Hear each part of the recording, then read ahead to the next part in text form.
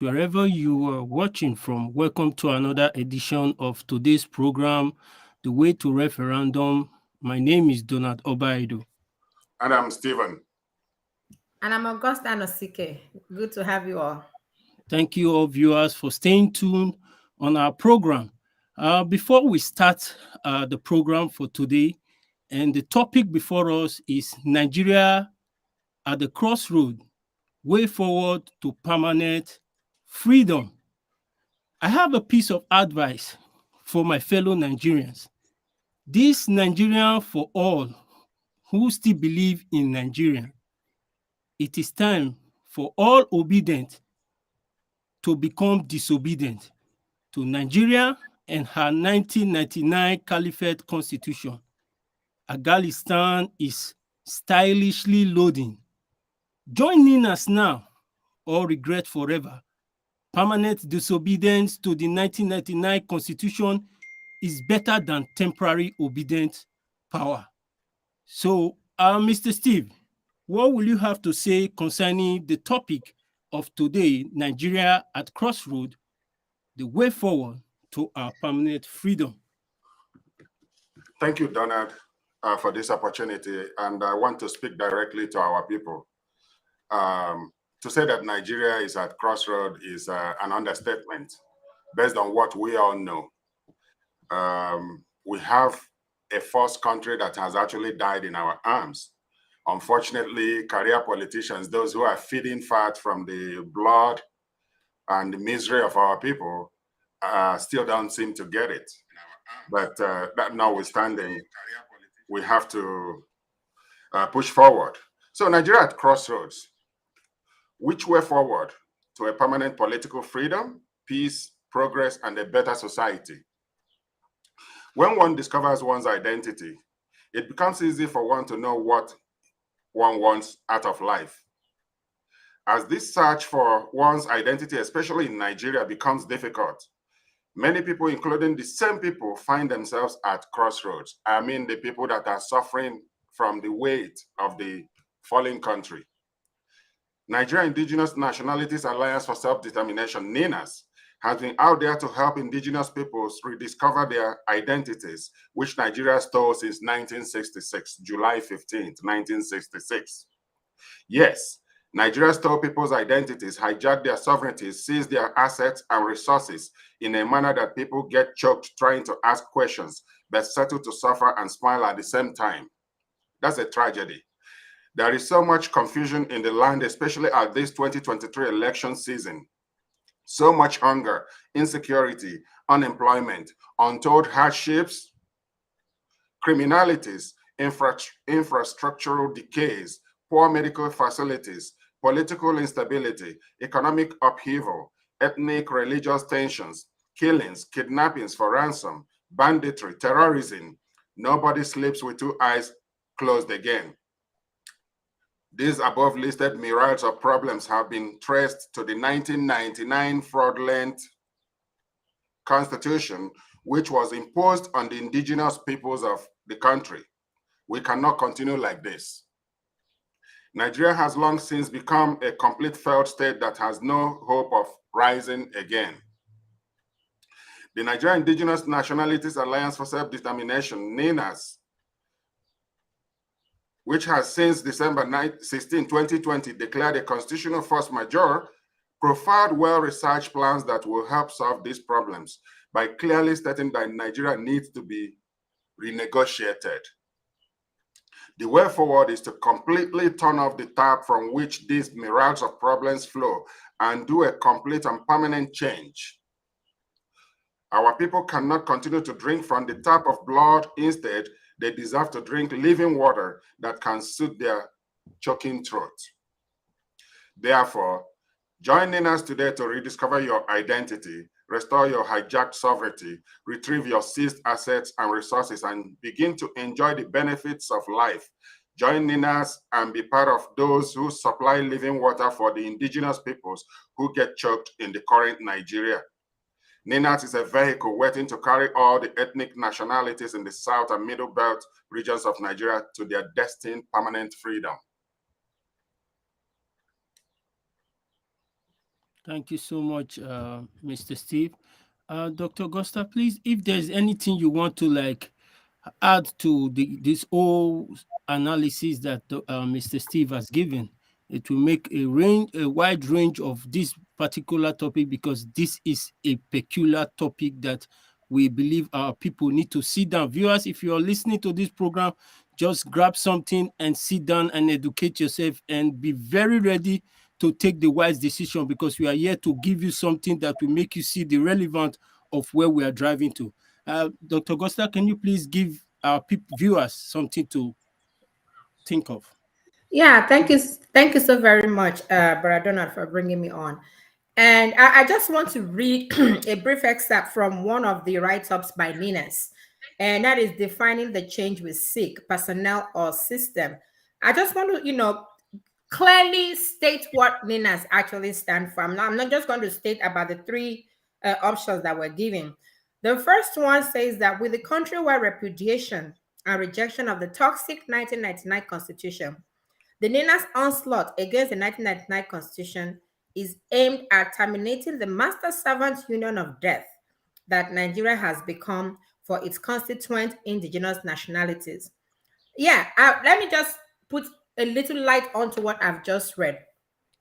Ninas is not just telling you to do not even attempt election. Ninas is telling you that by you attempting that election, you are giving a lifeline to what has held us captive. That is, in simple terms, what Ninas is trying to say. And the master servant, because what we're experiencing recently, it is obvious even in this election that everybody is talking about. You can see the Fulanese telling us like, hey, you guys are not worth anything. Yes. They are telling you you are not worth anything. And a case in point is the case with Kwankwaso that recently came out when P2B was they were trying to marriage, do some get together and see if he could be the vice president. Kwankwaso said, hell no, that he would rather be the president and P2B should come and be the vice president. So the attitude of these people, you can't even fathom it. The attitude of, I'm going to be your master and you're going to forever be my servant, is what it's all about. And what is giving them this power? It is the 1999 Constitution. Good. Let me read the second one. That the Ninas campaign to shut down the 2032 electoral voyage is the Ninas preferred strategy for shooting down the 1999 Constitution. Bam. We've said it over and over again. Pull down that Constitution and you will see the union will collapse. It will collapse a natural death. It will collapse and the indigenous peoples will decide whether they want to be part of the union or whether they want to move away from the union. All you don't even have to go to war for this. Just put down that Constitution and everything will sit in place. You giving a lifeline to it is you going out there for election.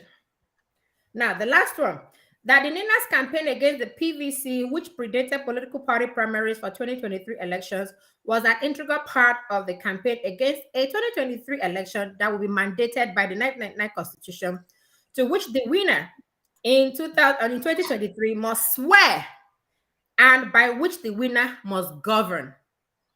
We cannot overemphasize, we cannot even downplay it. We cannot overemphasize what has been said here. I don't know what else to say.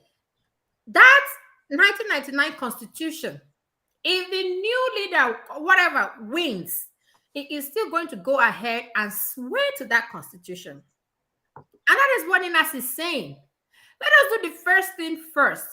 Get that Constitution out of the way. That's the first thing that we need to do. Yeah. The indigenous peoples will think of what next to do. Get the Constitution away, form a transition because it's been done before. It was done in South Africa. So these things have been done. So it's not like it's a new thing. It's been done before. So if you get the Constitution out of the way, then the owners of the land would decide, do we want to remain in the union or do we want to leave the union? If you do not get that Constitution away, just as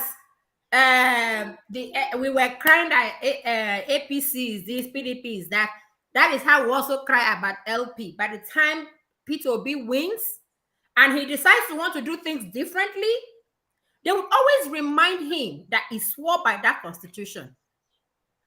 So that is the bone of contention here. We are not saying you shouldn't, like, if this person is whom you want to vote for, of course, you have a right. But the truth about it is that not getting that constitution down would emanate to exactly the same thing. So why not do the first thing first? Then we'll move from there. Thank you, Brother Bernard. Thank you so much. Thank you so much. Thank you so much, Dr. Augusta. And we shall be playing a little clip from what happened on the Kujao prison, and thereafter we'll be inviting our guest speaker for today, of no other person than Dr. Emeka Onyebuchi. Will be joining us in a short minute after this short clip that we'll be playing as our jingle. Please, viewers, just stay back as we go back on this short commercial, and when we come back from this short commercial, we shall be inviting our guests to the studio.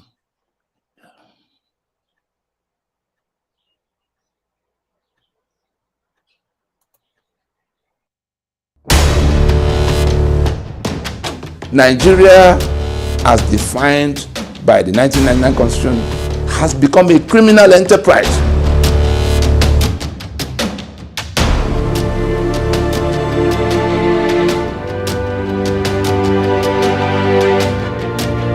They've seized everything. They now want to kill off those who will challenge them tomorrow. That's what's going on now. And it's being done in the name of the federal government of Nigeria. Anybody who wants to get away from this enslavement imposed by this constitution must now join those who say that that constitution must go down.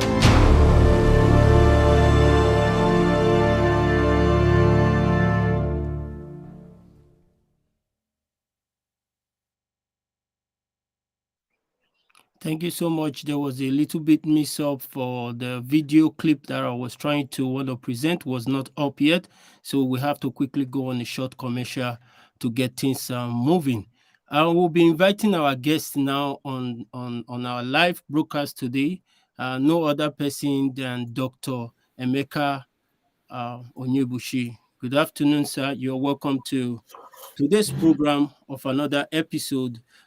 Topic today: Nigeria at the crossroad and way forward to a permanent freedom. You're welcome to the show, sir. Thank you very much, Donald. Thank you, the presenters. Thank you, the viewers and listeners from all over the world. My name is Emeka Onyebuchi, as I have been introduced. Today is another day we are bringing enlightenment, knowledge, and what our people need to know. Because as they say, that knowledge makes a man unfit to be slave.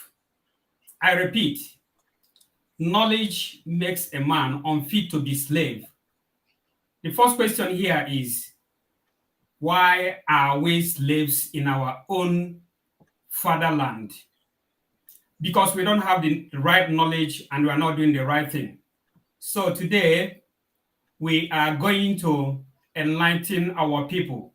So I will advise, please, keep by the side all you have learned, all you have known about Nigeria in terms of what is happening now regarding election and politicking in that country. Thank you. Thank you so much, sir. And I we really want us to expatiate on more on the topic, which is as we can see, we have two basic line of topic. One is the Nigeria at the crossroad, and the other one is the way forward to permanent freedom. I think these two phrase has a different line of explanation. So I don't know which one you first of all want to throw more lights on, so that because our viewers are preparing, they are ready to want to listen to what we're going to dash out today from this very vital topic that we are presenting today. I don't know if you have more information you want to expatiate on Nigeria at the crossroad before we now give them the solution, which is the way forward to our everlasting freedom that will take us to a place we can call home. Yeah, thank you very much. Yes, as the doctors will kind of act when a patient is presented to them. First of all, they will make effort to diagnose the ailment or the illness. Then the next line of action after diagnosis is to prescribe a medication. And then the third part of that is to treat. You can see these three things are separated, and you cannot bring them together, otherwise you make a mistake, you kill the patient. So NINAS, which we in this platform represent, which is the Nigerian Indigenous Nationality for Self-Determination, an aggregation of the indigenous peoples of Nigeria that have come together to say we need to be free. So NINAS have diagnosed the ailment or the problem with Nigeria. There is a treatment with regards to that, and there is a prescription with regards to that, and then a treatment. So all these three things are lined up. That's why I advise that for us to make a head through in that country, we really need to listen carefully and drop what we have known in the past so that we can, together move forward with regards to the solution to our problem. So Nigeria is at crossroads. We all understand that. Just like Tony Nnadi stated in one of his messages to our people, that we had 55 years since the Aburi, 1967. Aburi was when Nigeria and the then defunct Biafra came together to say, this is the way we want to carry on so that we will make progress. And that has to do with granting autonomies to the peoples, the regions, the region of the East, the region of the West, and the region of the North. But because of the arrogance and the greed associated with Nigeria, which is constantly and currently manifesting itself, that Aburi Accord died. It would have been a saving grace for Nigeria. Nigeria would have moved a lot forward without that. So since then, the death of Aburi Accord, some gangs, especially the Caliphate, they have come together and they are feeding on the carcass of Nigeria. So we don't have anything Federation of Nigeria. Rather, we have a dead Nigeria that is being fed by a gang of criminals under the unitary Nigeria. So they kept telling us that it's one Nigeria, but it's not. So Nigeria is at crossroads, and rightfully so. And we are saying that going for election is not an option now. We are not against any candidate. We are not against any political party. But what we are against is that we should not proceed into an election under the imposed 1999 Constitution. Remember, like I said, some gang of criminals have been using the so-called Constitution to feed large on Nigeria. And our rescue mission is to ensure that we save Nigerians. We must try to save Nigerians. If we try to save Nigeria, and these are two different things, Nigerians will die. So we have option here to save Nigerians and let Nigeria die, or try to save Nigeria and let Nigerians die. And it seems that a lot of people, either willfully or they do not have the necessary knowledge, are going for the option of saving Nigeria and letting Nigeria die. So what do I mean by this? Nigeria is at crossroads. We have witnessed how Nigeria has been degenerating, especially in the last 7 years, whereby some group of people, especially the Fulanese, are using the name One Nigeria to cause mayhem across the land. First of all, with the constitution, which they are pretending to be a federal one, our assets have been confiscated. We don't have right to defend ourselves in form of bearing arms.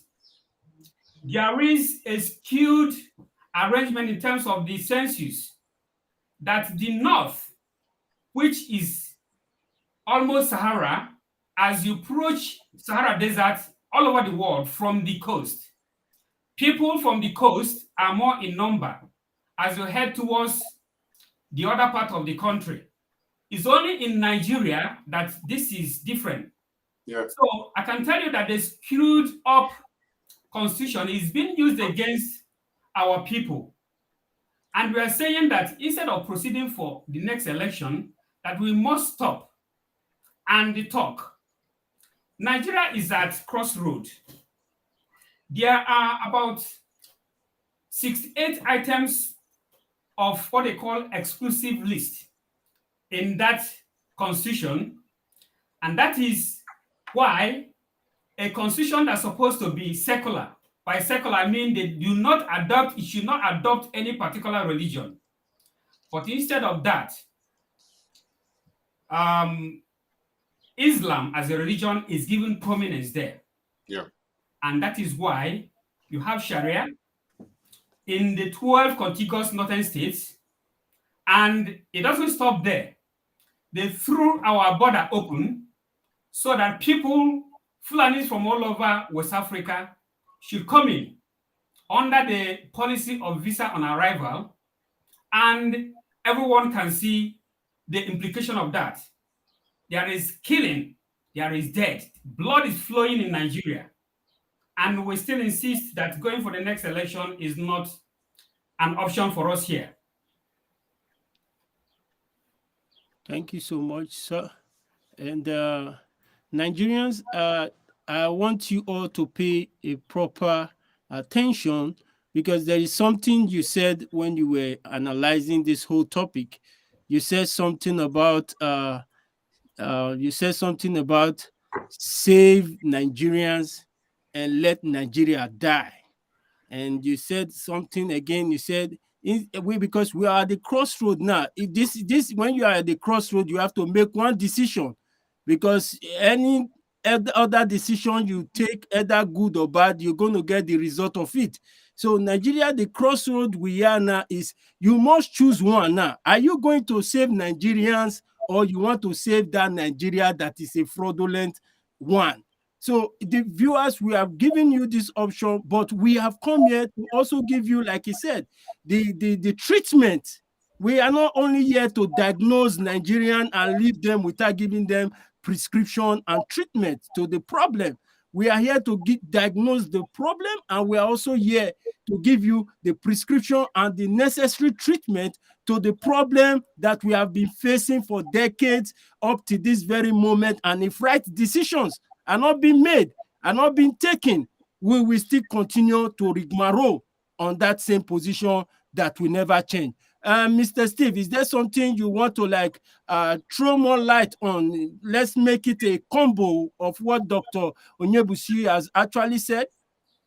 Absolutely, yes. When you think about Nigeria, all that comes to mind is insincerity, dishonesty, and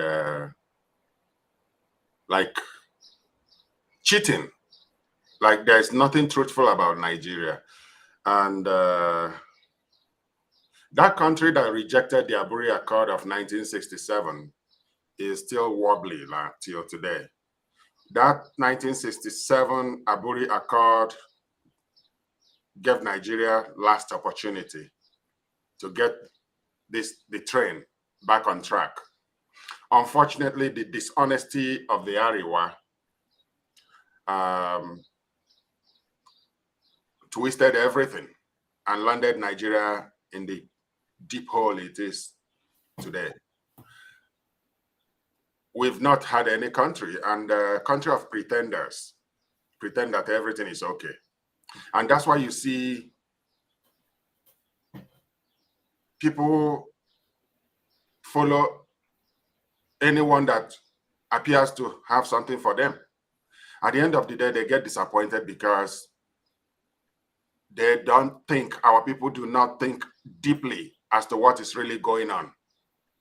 That the people that has been hurting them for over 50 years are not done yet. Rather, what they are doing is, from one lie to the other, they continue to deceive our people. They continue to make our people look very weak and traumatized, so much so that any wind that blows, people want to go that direction. And this is not going to lead us to anywhere. And it is to tidy up the whole mess that Nina's actually narrowed this problem to one thing that we can focus on and deal with. That is the Constitution, the only binding document that links us with our killers. That is what will give succor and remembrance to those that have been killed by the imported jihadists into Nigeria. People that were brought into the country to decimate the entire landscape, especially that of the indigenous peoples, to render them destitute, to render them like in the IDP camps. You have Nigeria's own landowners, owners of the country, in the internally displaced camps. While this is going on, the government is repenting the terrorists, the jihadists, the extremists that caused these people to end up in IDP camps. The government is rehabilitating them, putting them through school, and some of them, they are sending them overseas and including them into the military, thereby sabotaging the entire military structure, including police. And what the government is doing is in line with the declaration of Ahmadu Bello in 1960, January 12, October 12, barely 11 days after independence, that Nigeria is their grandfather's inheritance, that the South will be defeated, will be treated as conquered slaves, and the Middle Belt as instrument in their hand to achieve their objectives. Now, countries are not built like this. Nation building does not happen with lies, with deceptions, with that kind of mindset. It shows that the North, the Caliphate, never from the get-go, were never interested in Nigeria. I find it very ridiculous today that those who never wanted to be part of Nigeria are the ones telling us about one Nigeria. That's a fraud. So what Ahmadu Bello was angling for back in 1966 or 1960 is exactly what Muhammadu Buhari is trying to accomplish. And I want to go to the video that you wanted to play earlier that didn't show up. I believe we will still play that video. Yeah. The invasion of Kuje prison by ISIS-led, ISIS, Boko Haram, Fulani herdsmen, terrorist groups, among others, that invaded that place. Not once have we had anything said by the Nigerian government till this moment, because they are not neutral. The government of Major General Muhammadu Buhari is not neutral in the infiltration of terrorists into the Nigerian landscape. Mazi, let me just cut you on that one. Sure. When you say Muhammadu Buhari is not neutral, for crying out loud, Muhammadu Buhari is the instigator. Can we just say it plainly? Yeah. Number one instigator, like, yes, he's the master planner. I was zeroing in on that. I was coming there. Okay. Yeah. He's the master planner. No, it has nothing to do with neutrality. Yeah. But continue. The government is solidly behind the terrorists. And what the current president, Major General Muhammad Buhari, is doing is to rigmarole before handing over to the terrorists, because Afghanistan is gradually drifting into Nigeria. Nigeria is steadily falling into that stage where this terrorist will push in.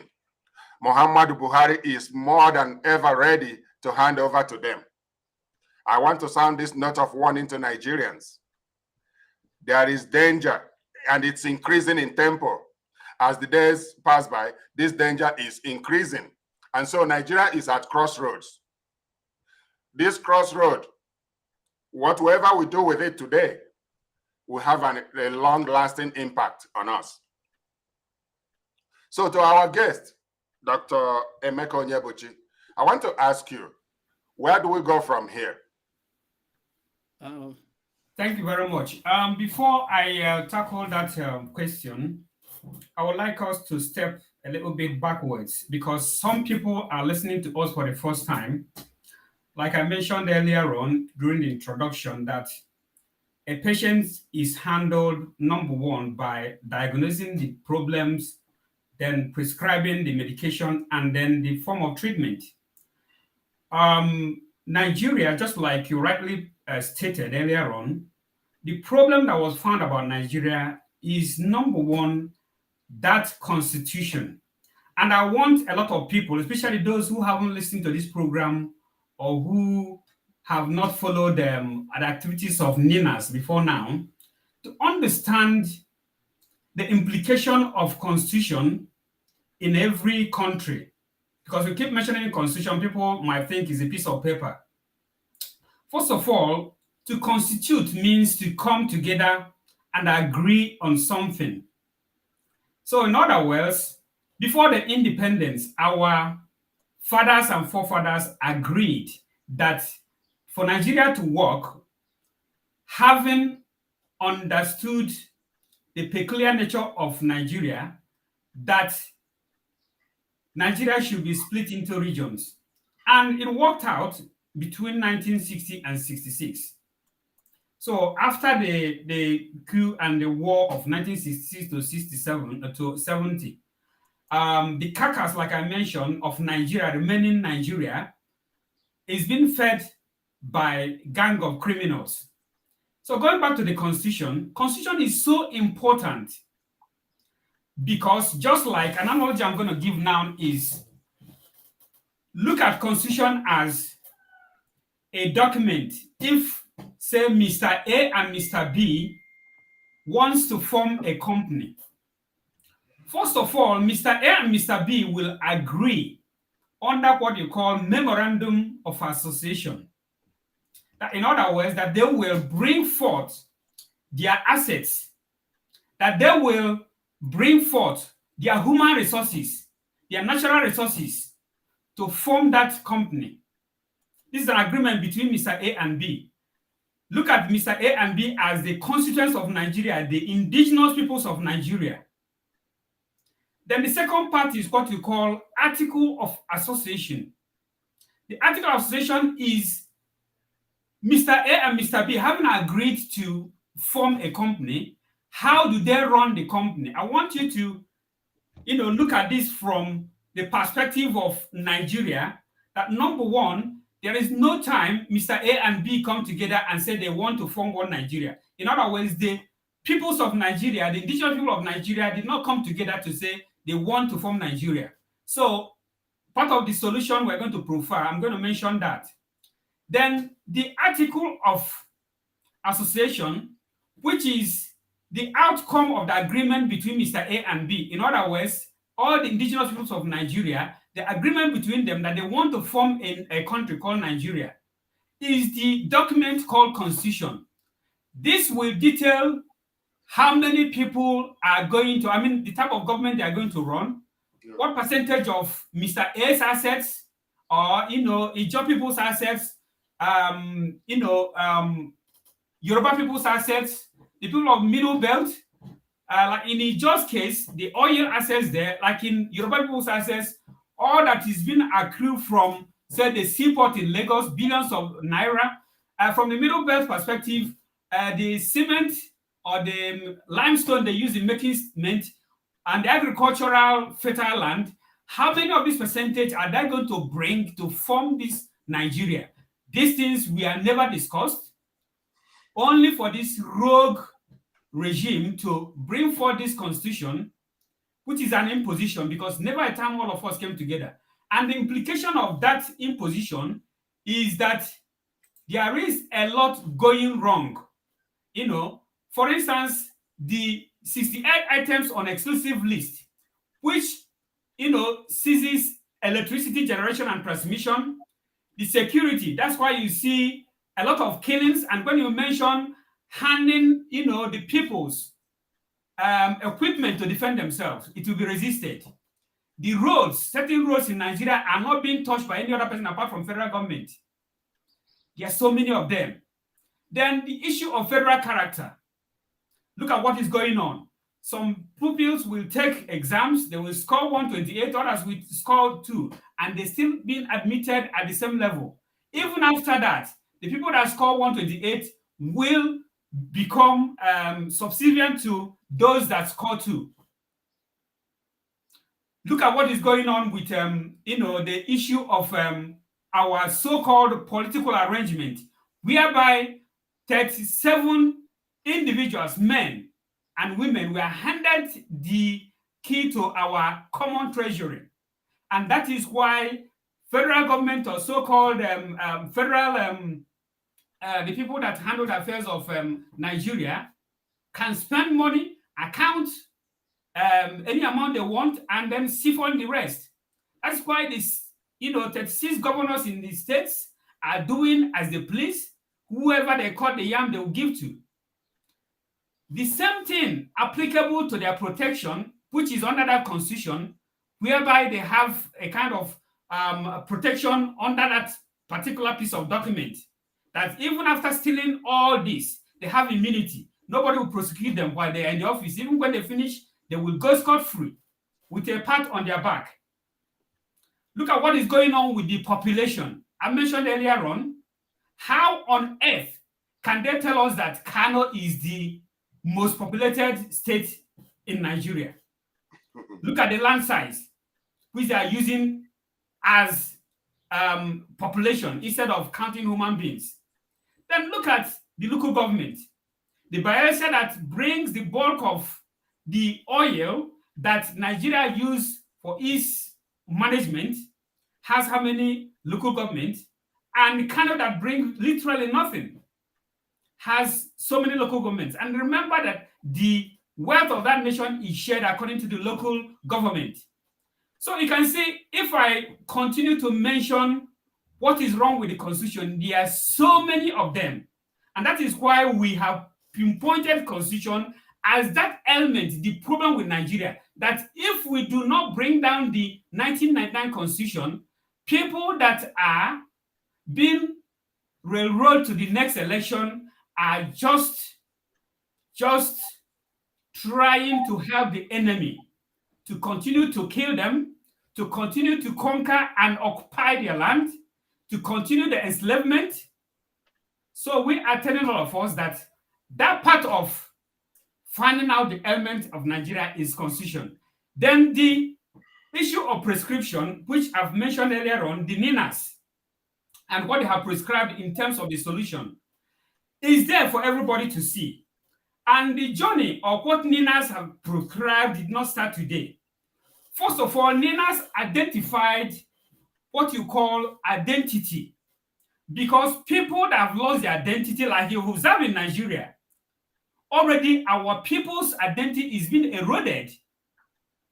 We are now practicing Lankadede. That is why a state governor will pick whoever that succeeds him. That's why a state governor will bring people, all his friends and families, award them contracts, and then people go cap in hand begging for arms and begging for something to be given to them.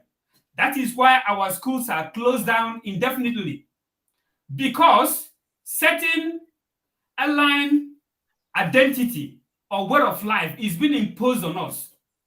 We, the peoples of the Middle Belt and the South, we work very hard. We're like Republicans. we work very hard to achieve what we want to get. We don't go, cap in hand begging for arms or begging for things to be done for us. But look at what the people that run our life, the Fulanis, who are not originally, indigenous people of Nigeria. Look at the kind of lifestyle they brought to us. So first of all, Ninas identified that we have gone wrong in terms of our identity. And you will agree with me that if you come to the West, the peoples of Chinese, peoples of Japanese, people all over the world, they achieve what they have achieved based on the fact that they recognize their identity and they work towards identity. By identity, I mean the culture, the language, and every other thing. Without that, we are not getting anywhere. So Ninas now found out that for us to make a head through, we have to split Nigeria into its original a kind of aggregation, where we have the peoples of the South who are mentioning Oduduwa, calling for Oduduwa state, the people of the Lower Niger, which is the present South and Southeast, the peoples of the Middle Belt.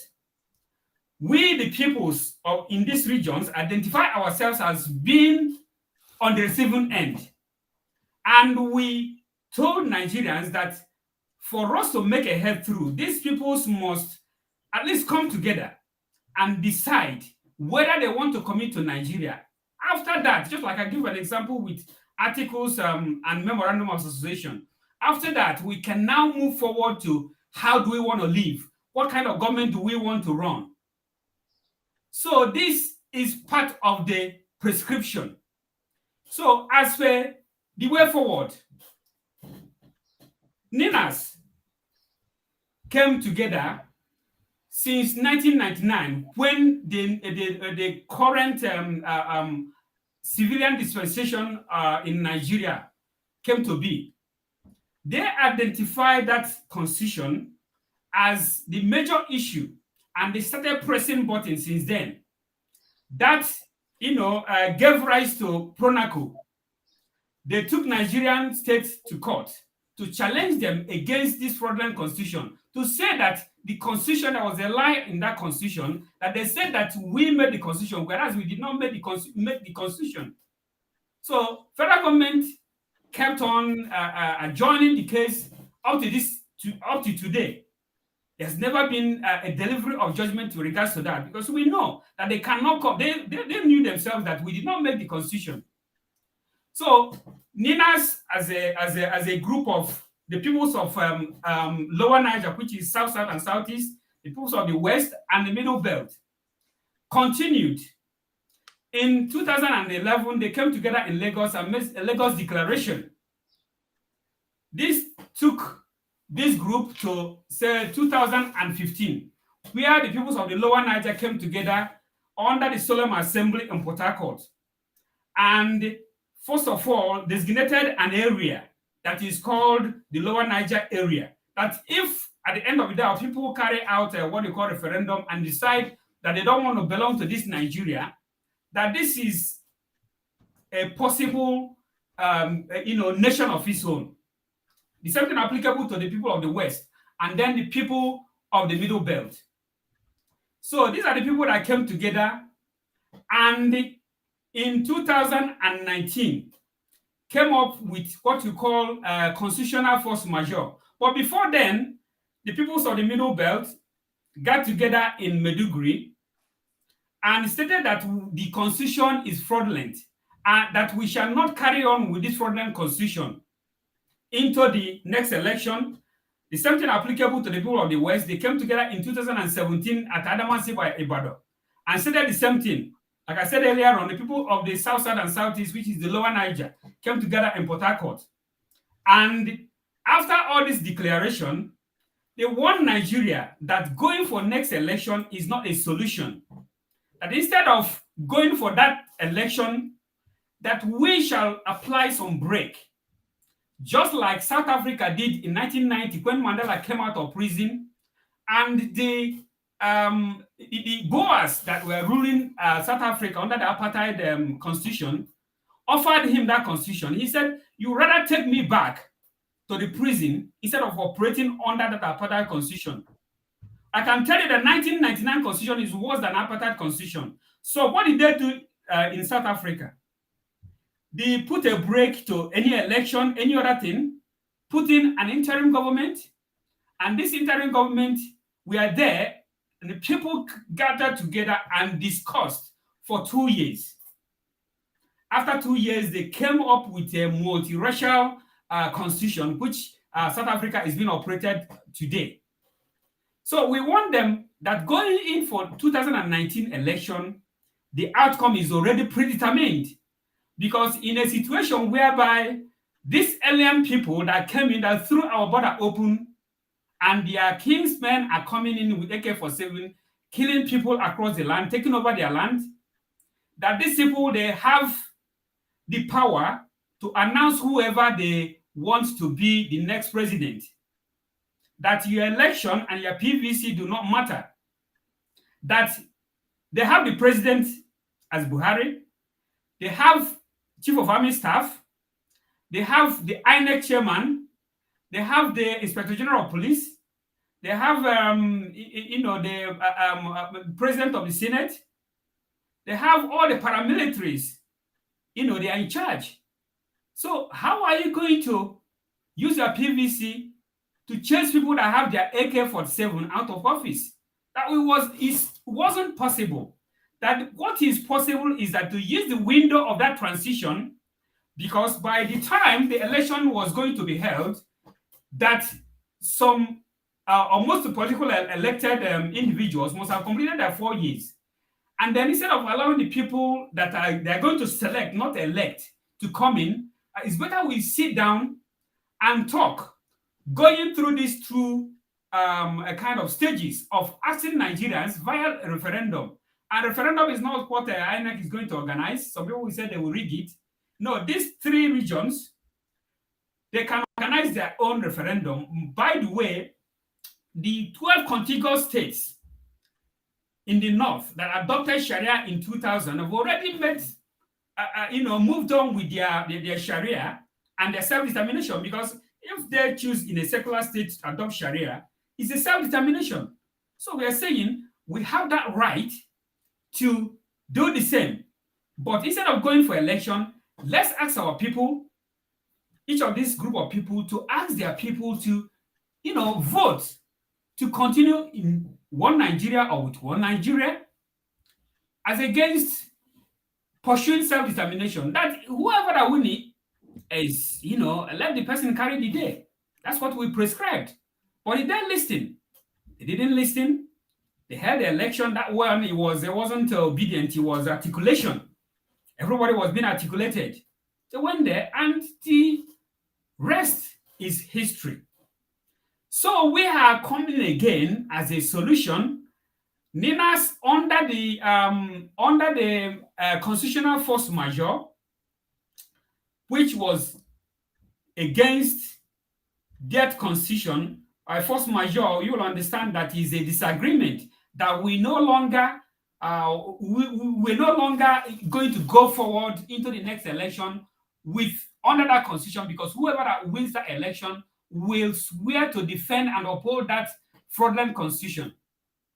So NINAS came up on the 12th, in 2020, that number one, that this constitution has been repudiated. In other words, these 3 regions I mentioned, the peoples of the Middle Belt, peoples of the West, the Yorubas, and the peoples of the South, and Southeast, the Lower Niger area, that we repudiated that constitution, that on the basis of that constitution, we are no longer going to approach the next election.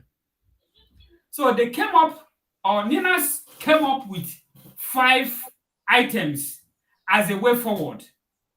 First of all, they asked the federal government that there should be a formal announcement to acknowledge the constitutional grievances and sovereignty dispute as declared by the peoples of the South and the Middle Belt. That's number one.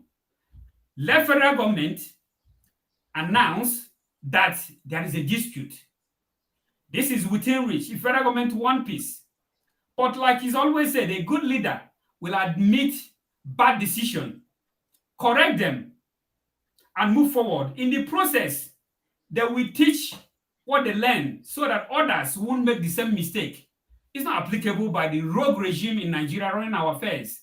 So number two, demand from NINAS is a formal commitment by federal government of Nigeria to a wholesome decommissioning and jettisoning of 1999 Constitution as the basis of the Federation of Nigeria, as was done by the government of Apartheid Constitution in South Africa, to commence the process by which the Apartheid Constitution of the then South Africa was eased out.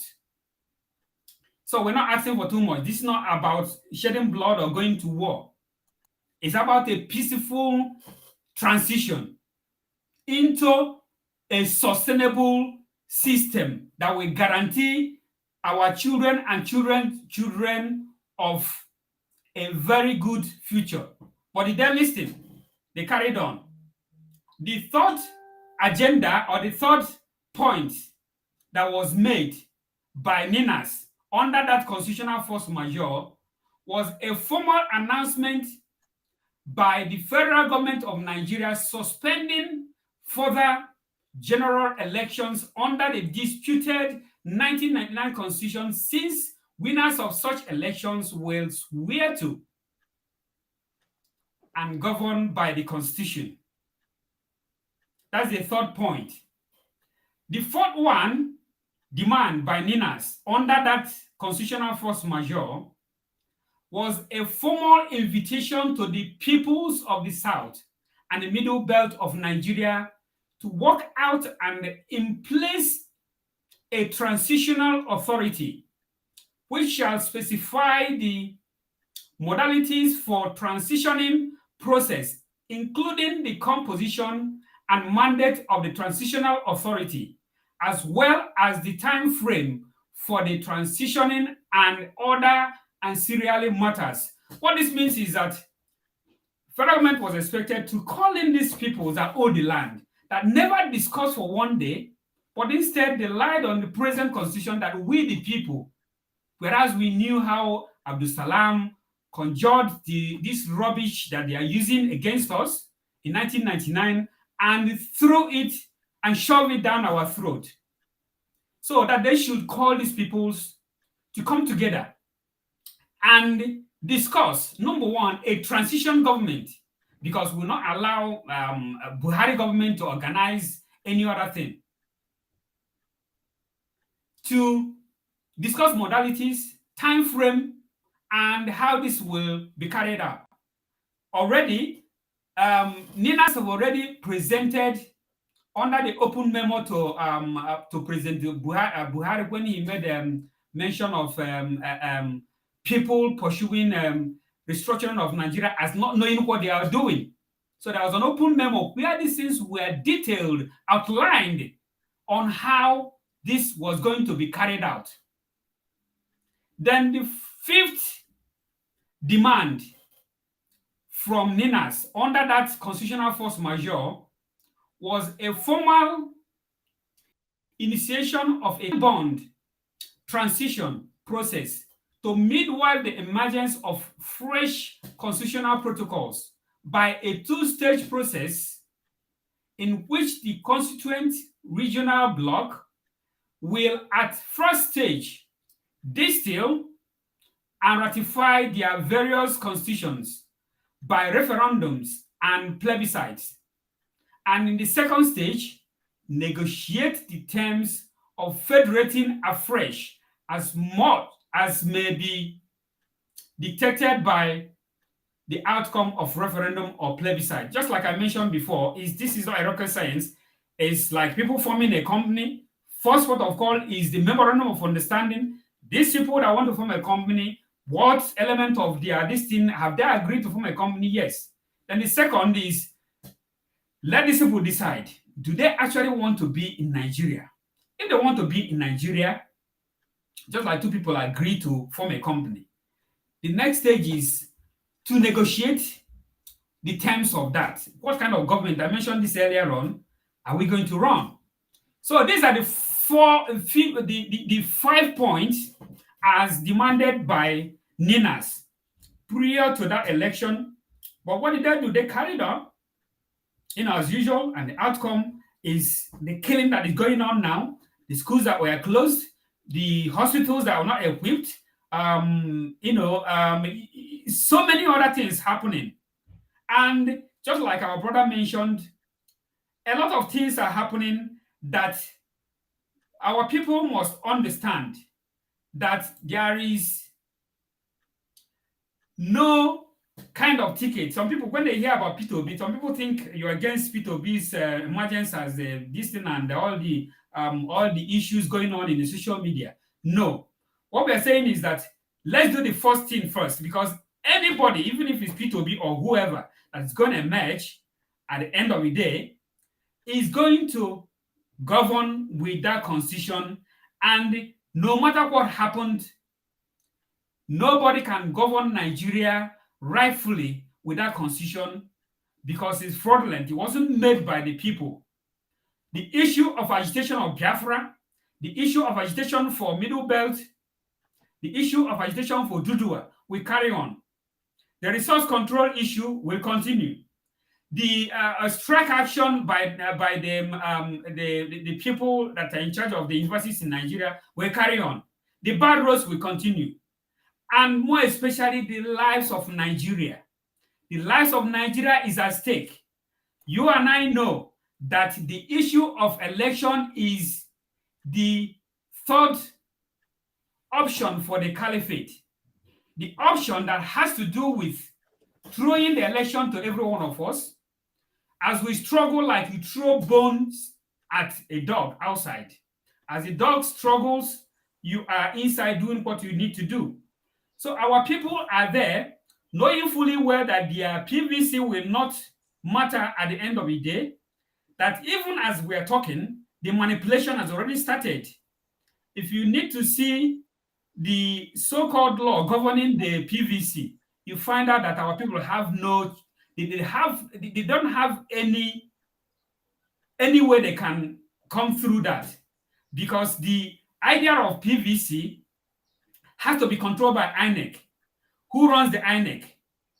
There is this story about in the north, and when I talk about north, I'm talking about the far north. I claim that a near Sahara desert area is more populated than people that live in the coast. That people go there with their PVC machine, they are offered 2, 3, 4, 5 PVCs. Whereas in the south, where people are being obedient, some of them are given fake PVCs. Some of them are being told that there's no PVCs. So the manipulation is already there. Yes. So assuming we manage to come, above that at the end of the day, how will the so-called somebody that is elected under the fraudulent constitution manage? You still have the imbalanced National Assembly there. The local government is there. So how will the person govern? You still have the military that is in charge, that the Fulanis are in charge, who are looking the other way while the so-called Boko Haram and the bandits are killing and maiming and running rampage all over the country. So how will the person govern? So we implore our people to do the right thing. Let's use this energy that we are using in obedience, they are using in PVC, to call and ask for a transition which will midwife a plebiscite. That plebiscite will decide whether we want to be in Nigeria. By plebiscite, I mean some people call it plebiscite, some call it a referendum, And just for your information, NINAS has done a great job internationally in their international imperative. It's been a lot. In 2019, NINAS made an appearance at Capitol Hill, that is United States Congress. Yeah. Yes, sir. UN and every other Yeah. places. Yes, So- sir. I was about thinking of how we're going to come in that chapter, because I want us to like take this part bit by bit so that our viewers could be able to like come along with all the information we are trying to give at a point, because the transition you are moving towards now is like the way forward to our permanent freedom. So before we go into that chapter of the episode of today, I want us to understand that like Nigeria is under siege. And where I said this is, I want to play a short clip of a video of what happened in Kuje prison. And when we come back, we'll be giving opportunity to Mr. Steve, because you've raised a lot of points, sir, and I want us to diagnose those points very well so that our people will understand the basis of all these points that we've made out. Let's quickly look at this siege, this tragedy that happened in Kuje prison, because like when you said it, you said if any government come into power, can they stop the killing and the whole insecurity issue that has been perpetrated right from 1967 that is still operating up till now? Let's play this video so that when we come back, we talk more about this whole topic of today.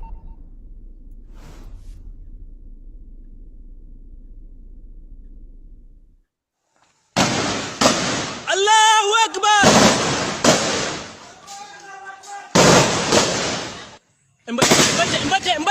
دولة الإسلام باقية. الله أكبر. دولة الإسلام باقية. دولة الإسلام باقية. دولة الإسلام باقية. باقية بإذن الله باقية. الله أكبر. الله أكبر.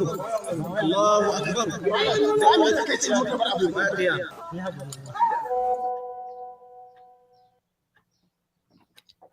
Dr. Augusta, what do you have to say about this little clip we just saw now? Because with the whole narrative and the way these guys are resilient, because like I had a news concerning FFK. He was saying something that like even the military, they were alerted that these guys are coming, because we are sounding this very loud and clear to Nigerians to understand that like 3 hours, this is more than 3 hours operation. Please expatiate on this issue, because education, these people, we won't say Nigerians lack education, but we'll have to believe that they don't listen to the right information they should be listening to. Thank you very much for bringing me on. The funny thing is that, as you rightly said, it took 3 hours, if not more, for them to invade Kuje prison. And from the story that I have heard, I've not been to that area before, but from the story that I heard, I'm told that for you to even move from the end of one of the bus stops to where the prison is at, there are a lot of what is it called, army stations that you have to clear before you can get that far. And I'm also told that there's a police station so close to that area, and you're wondering, how does these people skip those what is it called, those blockages? How did they skip it to get into that prison? If it is not well coordinated, it is well coordinated. This is something that they planned well ahead to do. It is something that they planned very, very well. They planned it. So, and ISWAP has declared that they were the one that even did the thing. And we've been saying this long time ago. If you watch one of 2090's video that went to the Congress, that he talked about it, that these people are coming so close in order to take over the land, and that the ISIS that you all thought that you have killed, they have relocated to Nigeria. This is the deal. They've relocated to Nigeria, mixed up with Boko Haram, formed ISWAP, and they are doing the killings. And to think that the president does not have an idea of what is going on, we are messing it up. We are missing it all up, because the president knew that they were coming. The army knew that they were coming, and they still allowed this to happen. Yeah. Then they allowed it to happen. Now, there was an incident that happened in Shiroro. An entire battalion of army was killed in Shiroro. Yeah. Shiroro is in Niger State. An entire battalion of army was killed. And what did our president do? I think the very next day, he went to Senegal. He said he was going from some African developmental BS. This guy traveled to Senegal. So you think he's not part of the deal? He knew they were coming. He knew his high time Fulani took over every angle, every area. Yes. They have declared this. I think we lost Augusta there. Yeah, please, Brother Steve, I want you to say something. Because I will pick it up from there. Yeah. Earlier on, I was saying that Buhari is gradually handing over to the Islamic State. And that's exactly what we see playing out at the Kuje prison in Abuja. I happened to have visited that prison sometime in 2005, 2006. I went there to do alternative energy evaluation of the facility. It's a fortified area. And just like everything else that has happened in Nigeria, there is a planned execution of takeover of the country. And the next thing that will happen now is the surrender of Asharok to the Islamic State. That will complete the process of takeover. Now, military were withdrawn from that facility a week or two before this invasion took place. The Nigerian military withdrew their soldiers. So it was orchestrated, it was planned. And this ties to what Ninas has been warning us over the years, that they are coming, that this is what they are aiming for. They are aiming for the heart and soul of Nigeria. They want to take over the entire country from top to bottom. And you know what the president does? He's just gallivanting. He doesn't, no problem. Everything is cool. In fact, on the same day they went to storm that prison, they attacked his advance team to Katsina State, his home state. So basically, essentially, the entire country is under siege. And what they are aiming at is to overpower the indigenous nationalities and to declare Nigeria the Islamic State latest country under their belt. The entire world is pretending like they don't know what is going on. But like I've been saying, or like we've been pointing out, when they are done with Nigerians, they will use Nigerian soil as a launching pad to Europe, to North America, to every other nation out there. The threat that Nigerians are facing today, which United States Secretary of State Blinken ignored and removed Nigeria from country of particular concern, we end up biting the United States. God knows how soon it will be from now. But again, we have an opportunity. The opportunity we in the South and Middle Belt have is to insist on an urgent plebiscite through what our brother Emeka Onyebuchi pointed out already, which is a transitional government that will lead to plebiscite, referendum vote, so that we can be able to figure out from our people's own vote where we want to be. Do we want to belong to Islamic State? Do we want to belong to strangers taking over our land and then we become their hewers of wood and drawers of water? Or do we want to protect our lives, our people, their land through sovereign power that will be bestowed on us through referendum? This is a very peaceful, organized way of sorting this national problem that Nigeria is going through right now. And if we ignore this, that battalion that was wiped out in Shiroro, Niger State, you think it wasn't an organized thing? And when you look deep into it, you will find out that it is Southern and Middle Belt soldiers that are wiped out. Exactly. Yeah, this is what has been going on in the country. The country is under a terrorist chokehold. The people in government are the enablers. The Minister of Communication is a sympathizer of terrorist groups. The president was appointed by Boko Haram as their lead spokesperson when former President Goodluck Jonathan's government initiated talks with the terrorists. So let's be very very clear here. There is a design, there is a plan to subdue Nigerians, to take over the landscape, to make it an Islamic state. There are different elements working here. Those that are luring our people toward election are actually encouraging what is going on now to continue going on. Those that are pushing our people to go do this, go do that, are actually playing into the playbook of the caliphate elements, those that claim that their father owned Nigeria, those that violated the 1960, the pre-independence constitution of the regions. And so the best way for us here to put an end to the type of thing we saw on video where Islamic jihadists were storming a prison that's supposed to have different stages of entrance into it. This prison is where Wazirike, Asari Dakobo, Okuku, Uche Okuku, and the rest of them were held in that prison.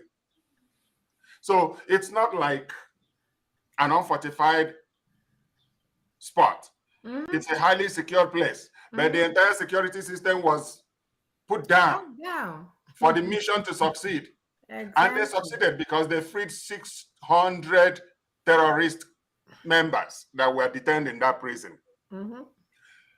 It was even rumored that Abba Kyari was equally released. Mm-hmm. This is Nigeria. So this country is heading down by the activities of the minders of the fraudulent 1999 Constitution. And the only saving grace for all the indigenous nationalities is the lifeline that Ninas have thrown. We take it, we survive. We ignore it, we suffer. Thank you very much. Dr. Augusta, please, before you, there was a technical issue before you went off. Please, can you continue because you are striving on some points before the network interrupt. Please, can you continue with that particular part you were deliberating on? Yes. Thank you so much. So as I was saying earlier, that an entire battalion was wiped out and the president jetted out to Senegal to go and do some African developmental something that does not even warrant he could send a delegate if he was truly a president, but he jetted out by himself to just go and witness something while his house is burning. This is to tell you that he is complicit in what happened. He is part and parcel of what happened. He's the one that allowed it to happen. And as Brother Amazi, Steve rightly said, that if you go back to check on those that died, those military guys that died, 99% will be Southerners and Middle Belters. Definitely. There will be Southerners and Middle Belters, those that died, those that got killed.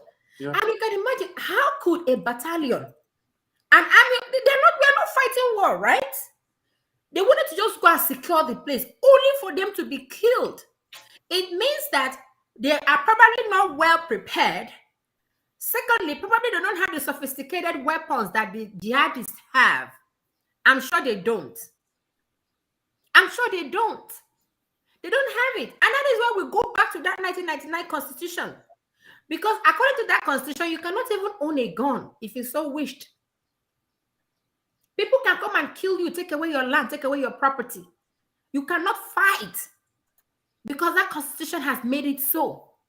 So the people that got killed, if you go back, would be those from the South. Definitely, no question about it. It's part of the orchestration. It's part of the jihadist movement. It's part of the plan. The plan they had in the 60s. They have not stopped. They have it. They actually have a blueprint for this plan. Yeah. And they are following it to the teeth. They have a blueprint for the plan. If you think that they are just doing it anyhow, they are not. They are following a pattern. And I remember our guest today was talking about the cement factory that they took and also many other things that they have done to take away all the resources from the southern area. Guess who has monopoly over all of them? Dangote. Yeah. There's a reason for him to have monopoly over all this. There's a reason. Because that money has to continue to go to the coffers of these strategies. It has to continue to go to coffers of the test, which is entire Islamization of Nigeria, a country that is supposed to be secular. And Mazi was saying the other time that they are trying to Islamize Nigeria. Look, they have in 2001, I believe, Ibrahim Babangida, no, was it 2000? I can't remember, paid money to IOC. Mm-hmm. I can't even remember when.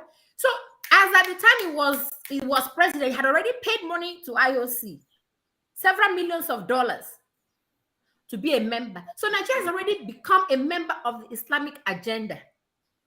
The truth about it is that we will really not care if you want to be a Muslim or a Christian. It doesn't matter. But what matters is that they are trying to choke us all in this process. And our people have not woken to the idea that very, very, very soon, those that are going to church often may not even have the chance to go to church. And guess what? It's beginning to happen because they are now killing priests. They are abducting priests, they are abducting prelates, pastors, and bishops. And bombing churches too. And bombing churches. And going into churches and killing people that came to pray. Yeah.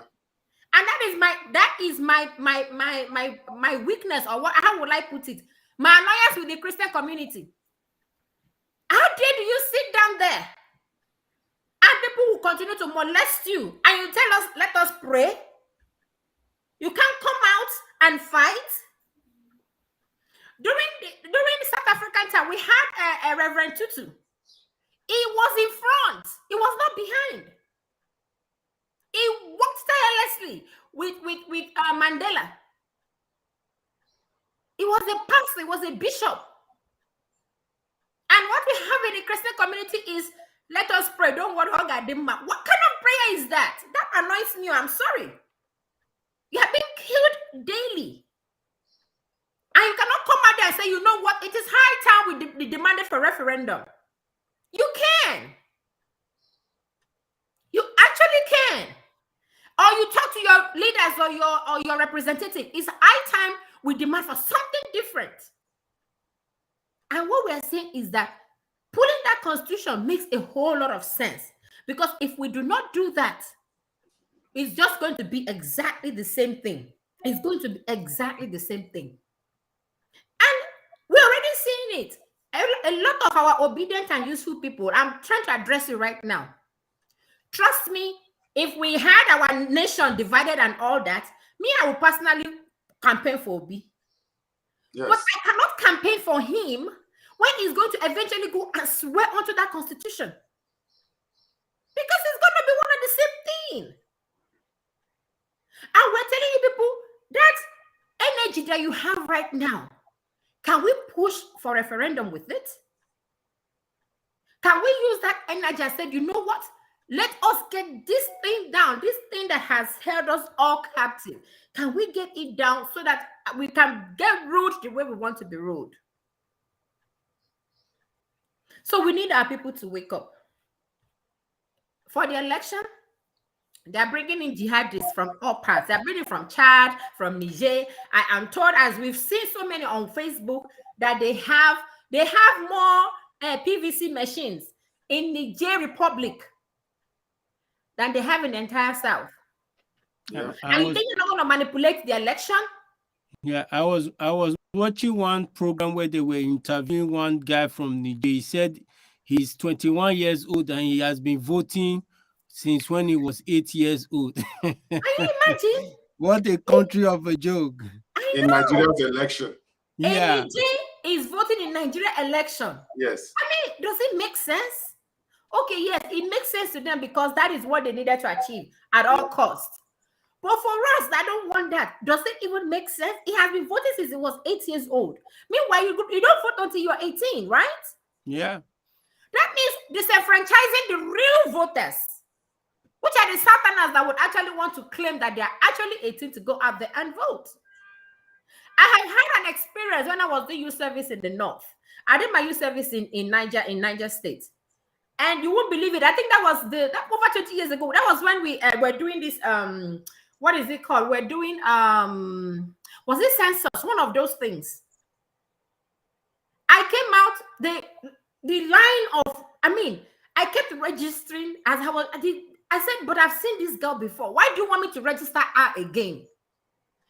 The guy that was helping us, translate the language, told me that, madam, I beg you, make you just register and make you they go. I said, but I don't register them before now. You mean I have to register? He said, make you just register them. These people know the joke. That was over 20 years ago. He said, register them. That was how they claimed the larger that population. Was how they claimed the numbers. Yeah. A family of 10. I want me to double it to 20. So how do you want? And you are like on my neck if I don't double it. That's why they refused another census in the country for that privilege they had, because Nigeria has never seen such. If you take a look at our political system now, we've woken up a little. Nigerians have woken up a little, but they are still slumbering and they're walking. And they're dreaming. They're still slumbering. I don't know if you've been to the north. I've been to all that area, Jos, Kaduna, Kano, Niger State, Abuja. I've walked around that area before.